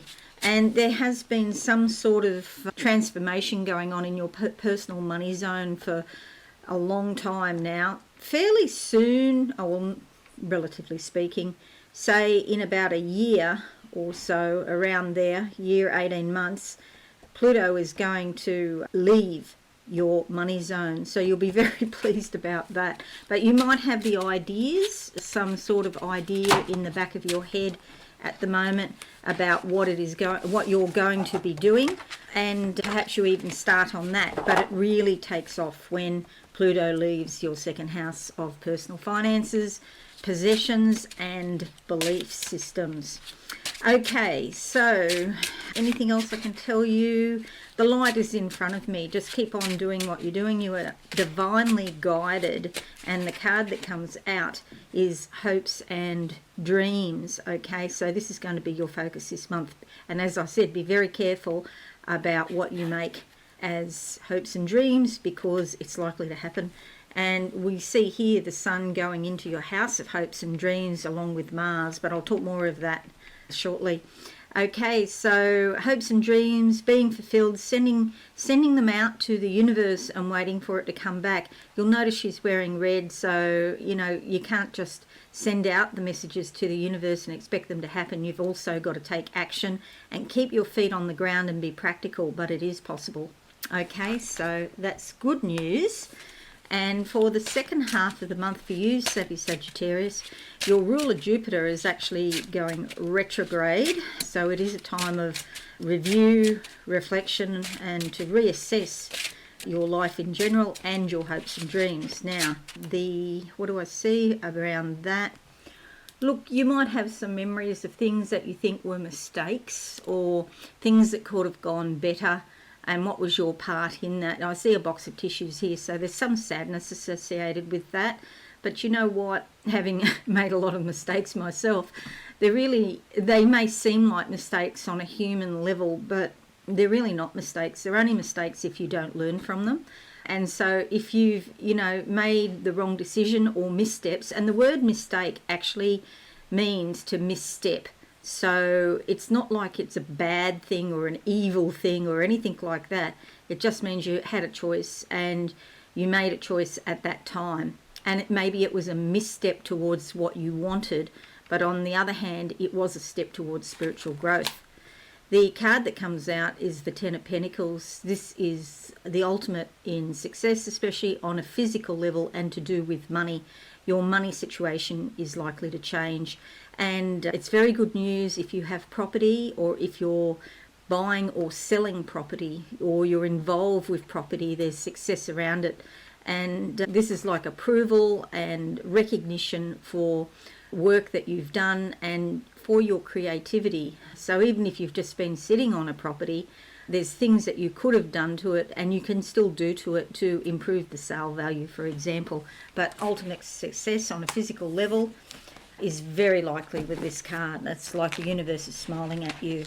Okay, bear these two cards in mind, because we're going to talk about your horoscope now, but there will be some relationship to these cards, okay? First thing to note is this minor grand trine here. Most of the signs have got one, or some sort of talent triangle. There's one sign, I'm not sure who it is, it might be Pisces or Aquarius, has a kite. Somebody has a kite, but 11 signs have got this same minor grand trine involving Uranus, Neptune and Pluto. And in your case, Savvy Sag, all of the energy of Pluto and Uranus is being funneled into Neptune here in your fourth house of home and family. Maybe you're thinking about downsizing or doing some renovations even to your home, or something to do with your family's home, and it's likely to be very successful. Okay, Pluto is all about transformation, and there could be money involved in this decision, of course, here in your second house. And it is a bit challenging, but it's a kind of challenge where you feel invigorated or excited because you can see what the end result is likely to be. And even if you have to spend more money than you thought, there's surprises around it. Things are a bit unpredictable here on an everyday level. So if you are renovating, be ready for the surprises. But yeah, it's likely to be a very successful time for you. There are 7 retrograding planets. There's Aries supermoon I'll talk about, and it's also the time of the spring equinox in the Southern Hemisphere and the fall or autumn equinox in the Northern Hemisphere. And it's important to find balance in your life. This is the time when the day and the night are of equal duration. Okay, so perfect balance, perfectly balanced situation. And it's a great time to look back over your life to find balance if you feel like you're out of balance, okay? Now, let's get a bit more detailed about this. On the 3rd, Venus is going direct. Where is it? Up here in your 9th house, the higher mind. Venus has been retrograde for a little while. Things might have slowed down with regard to expanding your life in some way. Maybe it's to do with foreign countries, so you might have wanted to go on a trip to another country, but you couldn't go for some reason. This is likely to be reassessed, and you may be thinking about travel or study is another thing. Spirituality, how can you expand your life through spirituality?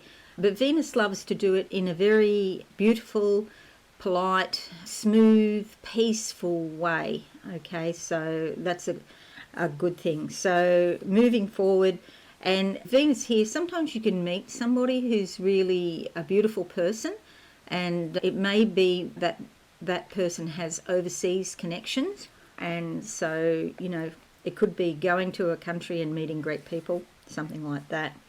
Then on the 4th, we have your ruler going retrograde, and it is a fabulous time for reflection about your everyday routine, your health, detoxing, changing your diet, also your daily work. Okay, so, you know, it's like going into a period of a bit of a quieter time.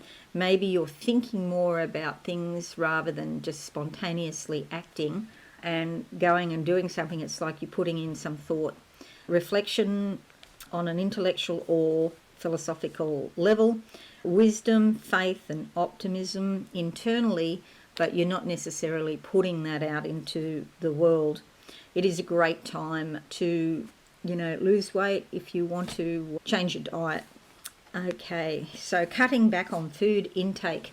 Jupiter usually encourages you to eat more than what you need, and so you may become more aware of the exact amount of food that you actually need rather than just eating for eating's sake. The 14th of the 9th sees a new moon up here in your career house, so a new start regarding your career, or maybe something to do with authority figures such as a parent, usually the mother, but not always. So the new moon moves very quickly here, and it will be conjunct your MC and also Mercury, and so it's only in this house for 2.5 to 3.5 days, but you'll have something come up from your subconscious probably, and it'll incline you to start afresh regarding career or with a parent or an authority figure. Mercury is also turning direct on the 15th in the same house, so communications and brilliant ideas are also likely. The 23rd sees the Sun entering Libra, your house of hopes and dreams, bringing a lot of insight and awareness, stability, comfort, even happiness. You may be getting out and about, gallivanting around the town with friends, particularly as there is a lot of activity down here in your 5th house, suggesting that you're socialising. And the full moon is here, and it's a supermoon in Aries on the 29th of the month. So there could be some sort of shake-up with friends, deciding, you know, which friends you're going to keep, because there could be new friends coming in. So a change or some sort of newness coming to your relationships, your associations, the groups that you belong to. Sometimes they're interest groups or sometimes they're work-related groups, but there is a shake-up around it. The asteroid or dwarf planet, if you like, Chiron, is also here. So some sort of injury or spiritual wounding around romance, creativity, and leisure and pleasure. But with new people coming in, there's happiness around it, and it could bring a potential healing. So you might have an initial shake-up and then a healing that results to do with these associations or perhaps your hopes and dreams. So the supermoon is in Aries, so it's likely to be quite spontaneous and happen without a lot of planning or strategy. It's something that just happens. Alrighty, so that's it, Savvy Sagittarius. I hope this is useful for you. Please leave a like, that'd be fabulous. And don't forget to check your moon and rising signs. Have a wonderful month. I'm sure you will. I think it might be a bit eye-opening for you. Okay, thanks again. I'll see you soon. Bye.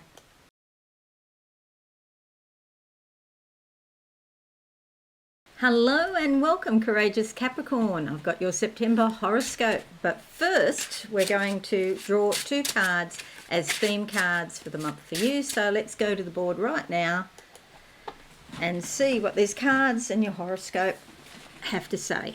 Alrighty, September for courageous Capricorn. Okay, interesting. I see an arrow going straight up vertically, but it does remind me very much of Sagittarius because that's the glyph. It's like a diagonal arrow. You could be moving faster than Sagittarius in some way, or perhaps you're dealing with Sagittarians, okay? But the overall vibe is up, so that's good. Let's have a look and see what card we get. Okay, so this is a very down kind of energy. It does indicate some sort of tears or sadness, and especially to do with matters of the heart, okay? But maybe it's saying that the only way up is up. The only way up is to drag yourself out of any sadness you might be feeling, and to take some proactive steps. Often this is to do with a relationship, because you see this red rose here. You may have had a very spiritual connection with somebody, the white rose, but it's always hard to manifest on the physical level everything that we desire in the spiritual. So sometimes the heart, our hearts are open, but for various factors, or maybe the other person as well, and it doesn't go the way we want. However, the arrow is clear and it's going up. So I think you've turned a corner and things are about to change for you. Okay, what do I see in the second half of the month for Capricorn? Steps again, this focus on going up. This is like a flight of steps. It's a bit difficult to say whether there was a handrail. At first there was no handrail, and then I thought, oh, there's no handrail, and then one appears, and they're going up into the sky. So it's about spiritual evolution, becoming more spiritual and ascending in consciousness. Let's see what card we get. Okay, the 6 of Swords. Turn your thoughts to something better, moving away from a difficult situation. You'll notice she's got a blue and green skirt on there, so there's some sort of growth, but there's also some sort of communication, and she's in touch with what's going on, but it's moving away from the past. That's the important thing. Maybe also something to do with simplicity, or having a more simple life, and a desire for change and move ahead on your own. Okay, so it's a beneficial card. You have to change your thinking, however, to affect change. Okay, so second half of the month is obviously looking, much more optimistic and hopeful than the first half of the month. But, these are all part and parcel of the cycles of change that we all go through, okay? Things don't always work out how we would like. Okay, so let's make this a bit bigger, and I'll get more clarification for you on these points. Okay, first thing to note is this minor grand trine. All of the star signs have got one. One of the signs has got a kite, which is sort of involved with this, but a bit different. But 11 of the signs have got this, but in different areas of life. And what's happening is your identity is being transformed, and this process has been going on for a long time, maybe 10 to 20 years or some figure like that. And probably in about a year or 18 months, this transformation's going to move into your financial zone, and it could be quite positive for you. So I don't want you to think that it's necessarily negative. You might have already done the hard yards, having your identity and perhaps even your appearance transformed. It's also how you relate to the world, the message that you put out in the world. But Pluto, is sending its energy to Neptune here. So a lot of spiritual communications and ideas coming up. And in your local area too, there could be quite spiritual people around you, or perhaps there's spiritual discussions with distant family members.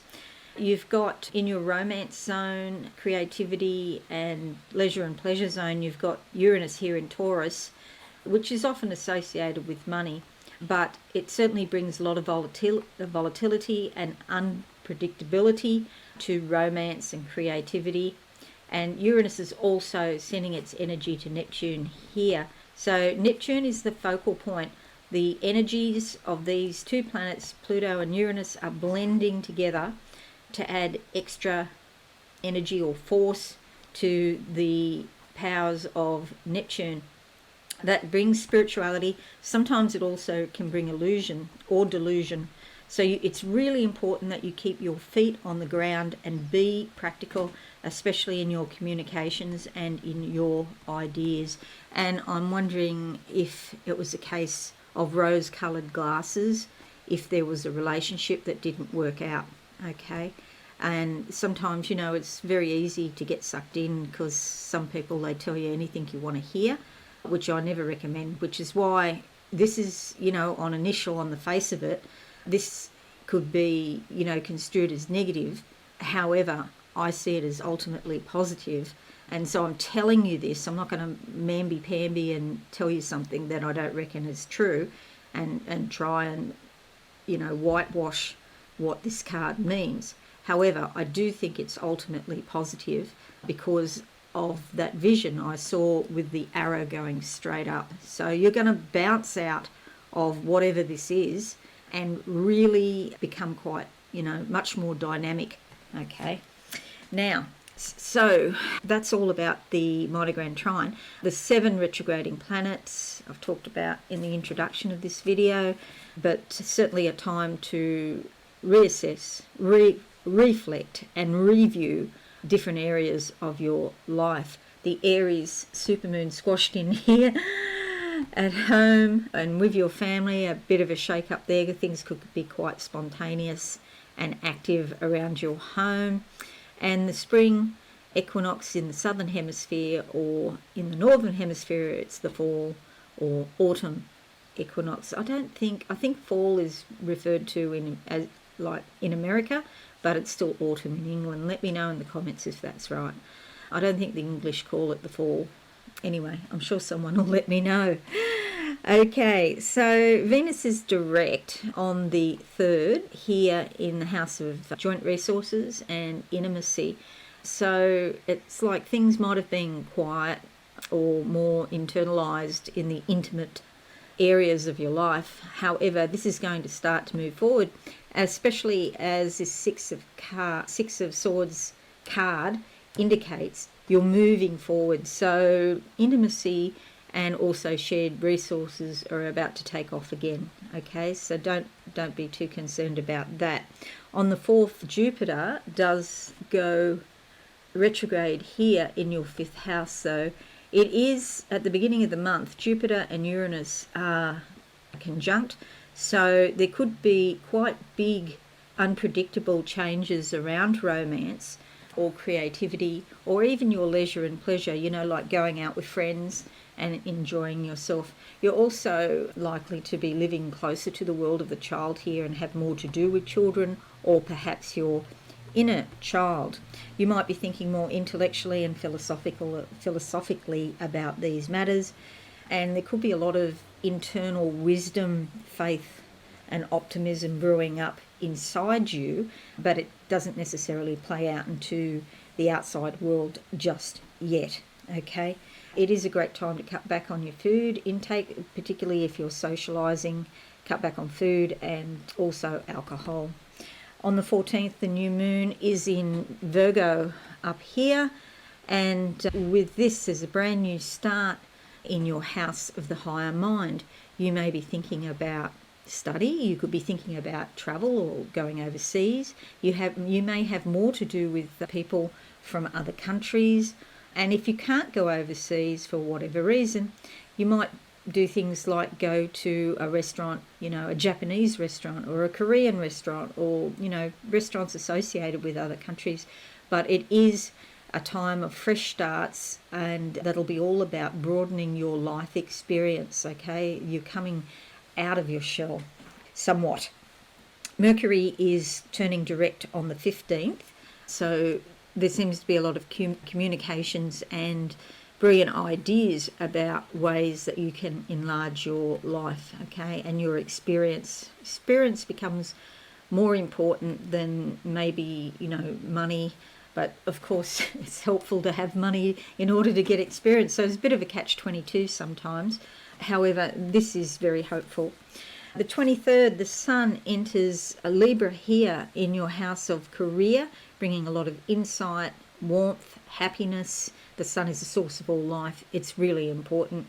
And so at different points, it's going to be conjunct your MC, but when it enters here on the 23rd, it's going to be conjunct Mars. And so that means you'll be filled with a lot of assertive energy, a lot of energy for moving ahead. You see, this card keeps coming up.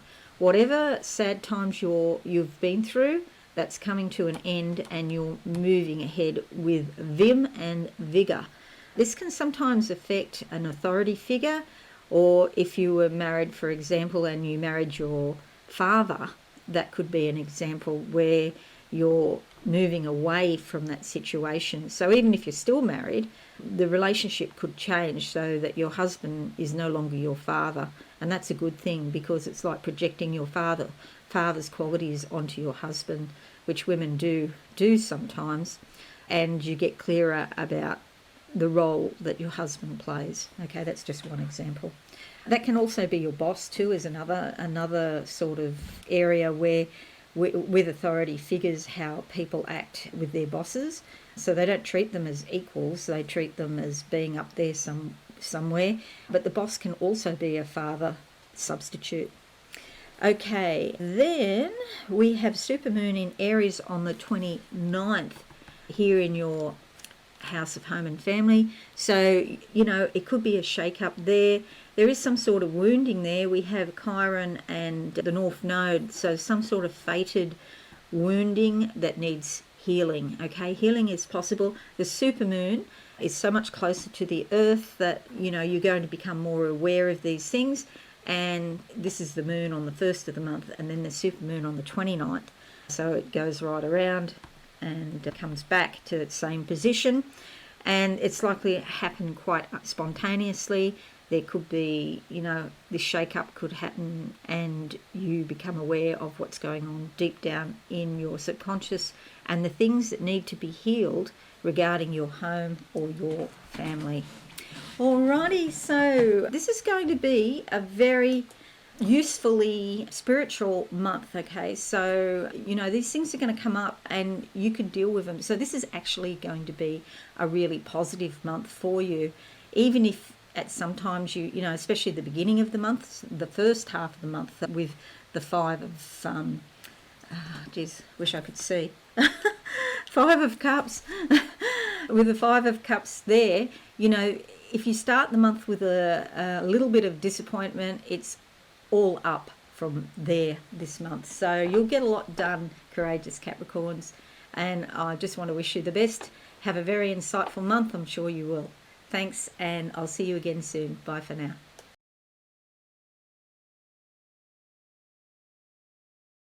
Hello and welcome, awesome Aquarius. I've got your September horoscope. A few things happening this month, so let's check it out. And first thing I'm going to do is to draw two theme cards for you for this month. The first is the first half of the month, and the second half of the month. What do I see for awesome Aquarius? Oh gosh, what does this mean?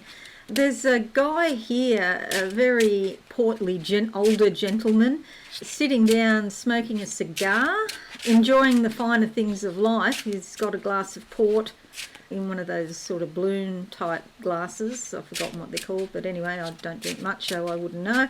And he looks like he's fairly well to do. So maybe something to do with the finer things of life, but of course you don't want to overdo it. And be careful you don't get addicted to it. Cigars, it's sort of an addictive element there. And, there could be some luxury spending around you. Having said that, the first thing I'm going to talk about in your horoscope is this minor grand trine and Neptune here in your second house, which does encourage overspending or perhaps spending without thinking about the logical consequences. Okay, first half of the month, the card I get is the Three of Swords. Sometimes this is to do with relationships, obviously. Oops, cards all slipping out of my hands there.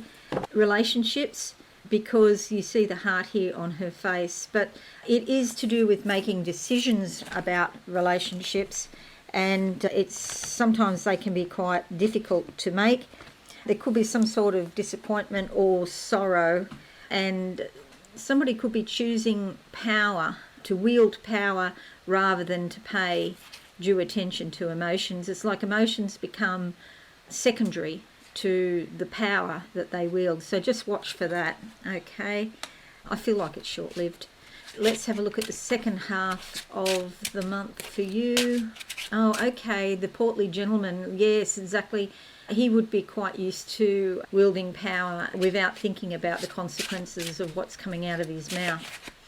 Okay, there's such a thing as karma. It comes back. Okay, now we're doing the second half of the month. Okay, it's like a birth. It's like I see a woman here giving birth. And so something brand new coming into your life. And it could be life-changing. So it needs nurturing, of course, as a baby, any baby does.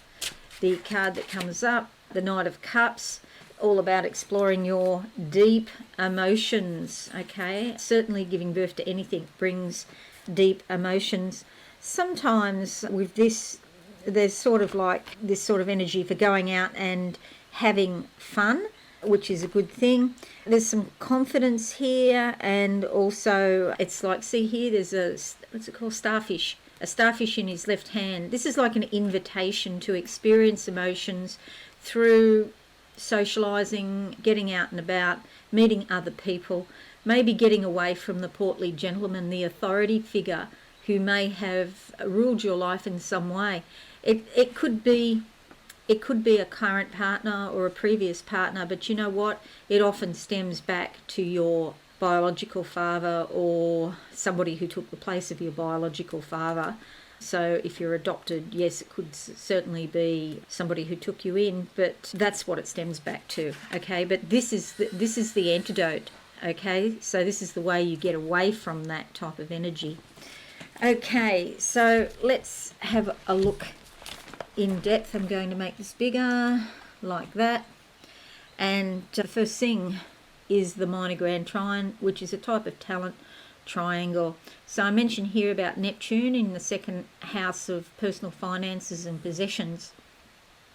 Sometimes this gives us the ability to look at the world through rose-coloured glasses. We're not really looking practically at a situation related to your finances, your personal finances, your possessions, or perhaps your value system. And Pluto and Uranus, your co-ruler, are both lending their energies and to here the focal point, Neptune. Okay, very spiritual influence, but not very practical. Your co-ruler Uranus here in the fourth house of home and family can bring some sort of upset or unpredictable thing around home and family. And with Jupiter here also going retrograde, it's quite a wide conjunction, and Jupiter will be moving away and Uranus will be moving this way, but very slowly. But Jupiter will be moving away because it's going retrograde. But still, there's something, just be careful with your spending. That's what I'm saying, basically. Okay, but usually it's quite a creative force, so there could be a real upside to this. The spending might relate to something to do with your home and family, or maybe to do with your spirituality. Just don't go overboard. There's 7 retrograding planets, but Mercury and Venus are moving direct this month. There's Aries supermoon for you that I'll talk about, and the spring fall Equinox. So it's spring if you're a resident in the Southern Hemisphere, or fall or autumn equinox if you're resident in the Northern Hemisphere. This is a time of balance, okay, finding balance in all the different areas of your life, quite important. Now, to look at this more in depth, on the 3rd of September, Venus is turning direct here in your house of important relationships. Things might have seemed slow or delayed around your significant partners or relationships. Now Venus will be surging ahead, and you'll probably come back closer together. And maybe you've been thinking about things a lot in your mind, but you haven't really acted on anything, and so this could bring you closer together. And if you don't have any significant relationships, sometimes this is legalities, or it could even be open enemies. In the old days they used to call it open enemies, but this is really about people that you don't get on with, but there could have been some distance. But this could be a healing force, and Venus brings a sort of smoothness to the situation, and it sort of placates the other person as well. Okay, doesn't mean there's any new enemies or anything like that. It's something you already know about. Okay, it's interesting, the 7th house, because it goes from the gamut, runs the gamut, the entire length of the gamut, from significant partnerships such as marriages, or can even be business partnerships where there's a contract, and then you get to legalities, contracts and agreements, and it's all spelt out, and then you just get to open enemies. So there's a whole gamut of emotions there, isn't there? Okay, the 4th sees Jupiter retrograde. Where are we? Down here. And so I mentioned it's conjunct, a wide conjunction to Saturn to start the month, but Jupiter quickly moving away from that. So it could be that you become more philosophical about dealing with your family members, or you're sitting there thinking logically about your home, what you're going to do. It's not just the emotional tie to your home, but it's the logical things that you do as well, particularly if you're spending money on your home, because you might find yourself in two minds about spending. You have a desire to spend more money, but it's not a practical thing to do. Or when you think about it logically, you're not going to get your money back. So you've got to decide, well, are you just going to invest in your home because you love your home and you're going to live there? Or are you actually going to invest with an idea to make money? Okay, that might be where you get that could be a focus for you in September. The 14th sees a new moon in Virgo up here in your house of shared resources and intimacy. So a brand new start, a rejuvenation for anybody that you're intimate with, or a rejuvenation to do with shared resources. That can also be your superannuation or 401k, bank loans. It can even be taxes, but usually a new start is something positive, so you might get a tax refund, for example, and that's unexpected. I just got $36 back. Okay, so Mercury is also direct in Virgo here from the 15th, so it brings more communications and ideas around these matters. The 23rd sees the Sun entering Libra, bringing new awareness to you, some happiness, some insight, and some stability around broadening your life in some way. There may be more to do with people from overseas. Maybe you're thinking about going overseas, or you could even be thinking about study or spirituality, philosophy. It's called the House of the Higher Mind, and it's like you want to broaden your life and your mind in some way. The 29th sees a supermoon in Aries down here. Gives a shake up to your communications. Your communications could be spontaneous and perhaps a little bit too bold. So just watch what comes out of your mouth. There's Chiron here as well, which is conjunct your North Node. Now Chiron is the wounded healer. You can teach people because you've been so hurt yourself, and this is tied up with your destiny. It's almost like it's fated. And, so there could be some sort of shake up here around your communications, but also your thinking processes. So yeah, spontaneity is great, just don't go overboard with it and do too much around that. Okay, so Thank you so much, awesome Aquarius. I hope this is useful for you. I just want to wish you well. Have a fabulous month, and don't forget to check out your rising sign and your moon sign as well. Okay, bye for now.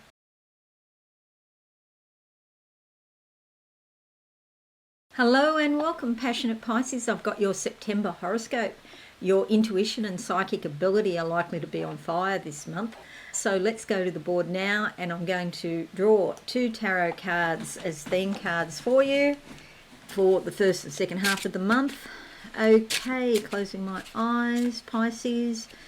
Of course, I see the water. I naturally would as far as you're concerned, so just go with the flow. But yeah, your intuition is so spot on. Let's see what card we get. The card that comes out, Hopes and Dreams card. Here's the water here. And it's like you're really in touch with spirit this month, okay? There's a bit going on with Neptune in your house, so I'll talk about that. Neptune can give you the ability to go with the flow, to source all the wonderful creative abilities that you have deep down in your subconscious. It's important that you take action about those. However, don't just sit on them. You can actually take action and achieve something. Okay, the second half of the month for Pisces, what do I see? I see a bit of roses here on the right. I feel like your relationships with other people are going to go very well. There's even the possibility of beautiful romantic inclinations as well.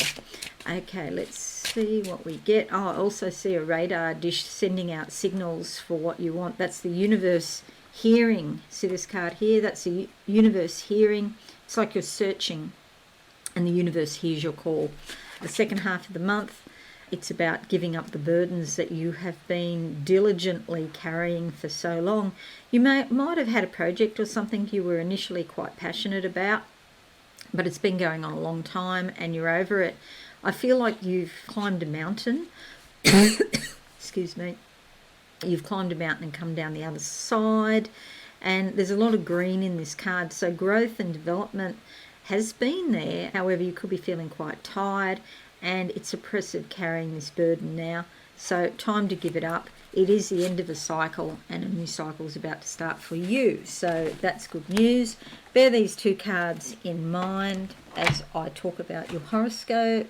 Make it a bit bigger. Okay, so let's have a look here. The first thing to note is this beautiful minor grand trine, which is a type of talent triangle, bringing a lot of creativity. And you'll see here Neptune in your first house. This is you. This is your identity. This is what you put out into the world. This is how other people see you. And they see you as a very spiritual person. Neptune in Pisces, completely at home there.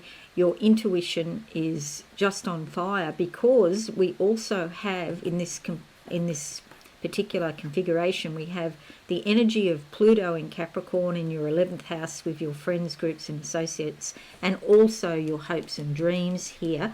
We have all of that being focused towards Neptune in Pisces, and then we have Uranus in Taurus bringing real physical manifestations, but that are sometimes a bit unpredictable or surprising, also bringing energy. So Neptune is the focal point, with Pluto and Uranus assisting. So a lot of laser focus on your identity, on your appearance, and on your spirituality being brought out into the world. Okay, so the world can see what you're on about. The world can see your message and understand your message. So a very spiritual vibe around you this month going out into the world, which is lovely.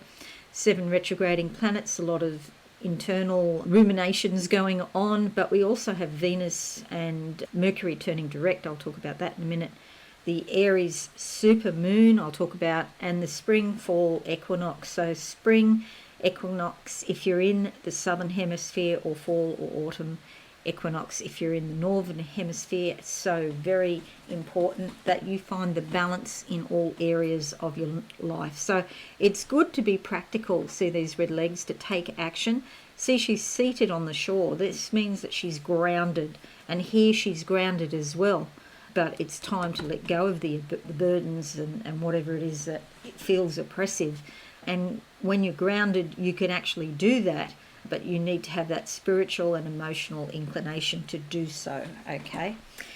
All right, let's look at this in depth. On the 3rd, Venus turns direct, and Venus is here in your house of ordinary day life, your routines, your habits. It's also your work and your health. It brings a beautiful, smooth flowing, lovely sort of lightness of energy around these things. So turning direct, you may have felt like this, but you're going to get relief, is the word I get.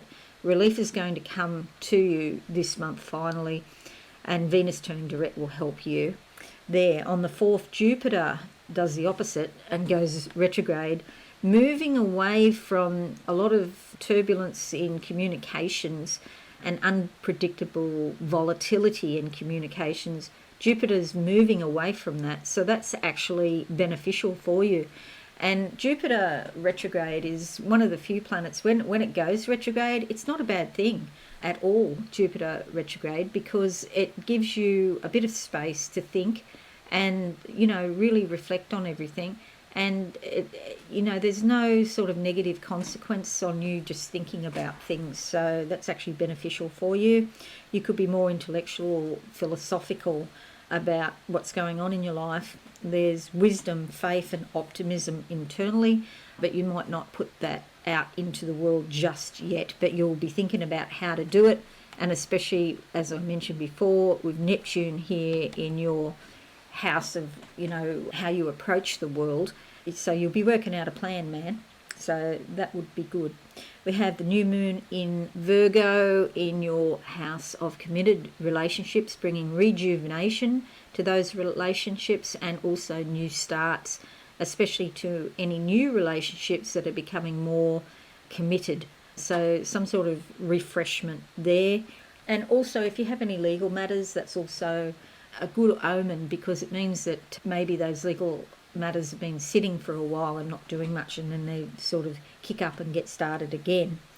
Then we have Mercury also turning direct here in committed relationships, meaning that there's going to be a lot of communications and brilliant ideas around strengthening those relationships too. You'll feel like the energy is surging ahead. You'll be able to pick it up more than most signs. You'll actually feel Venus and Mercury turning direct, and you'll just notice in your life perhaps that things are going better than usual. On the 23rd, the Sun enters Libra up here in your shared resource house, and also intimacy. And Mars is there. It will be conjunct Mars around the 23rd for a few days, and that will give you a lot of energy, a lot of assertiveness around your investments, sometimes inheritances, legal matters to do with death, and sometimes things like loans and superannuation, but intimacy as well. Mars is good for sex, and you might find that you're being reinvigorated in some way in that department.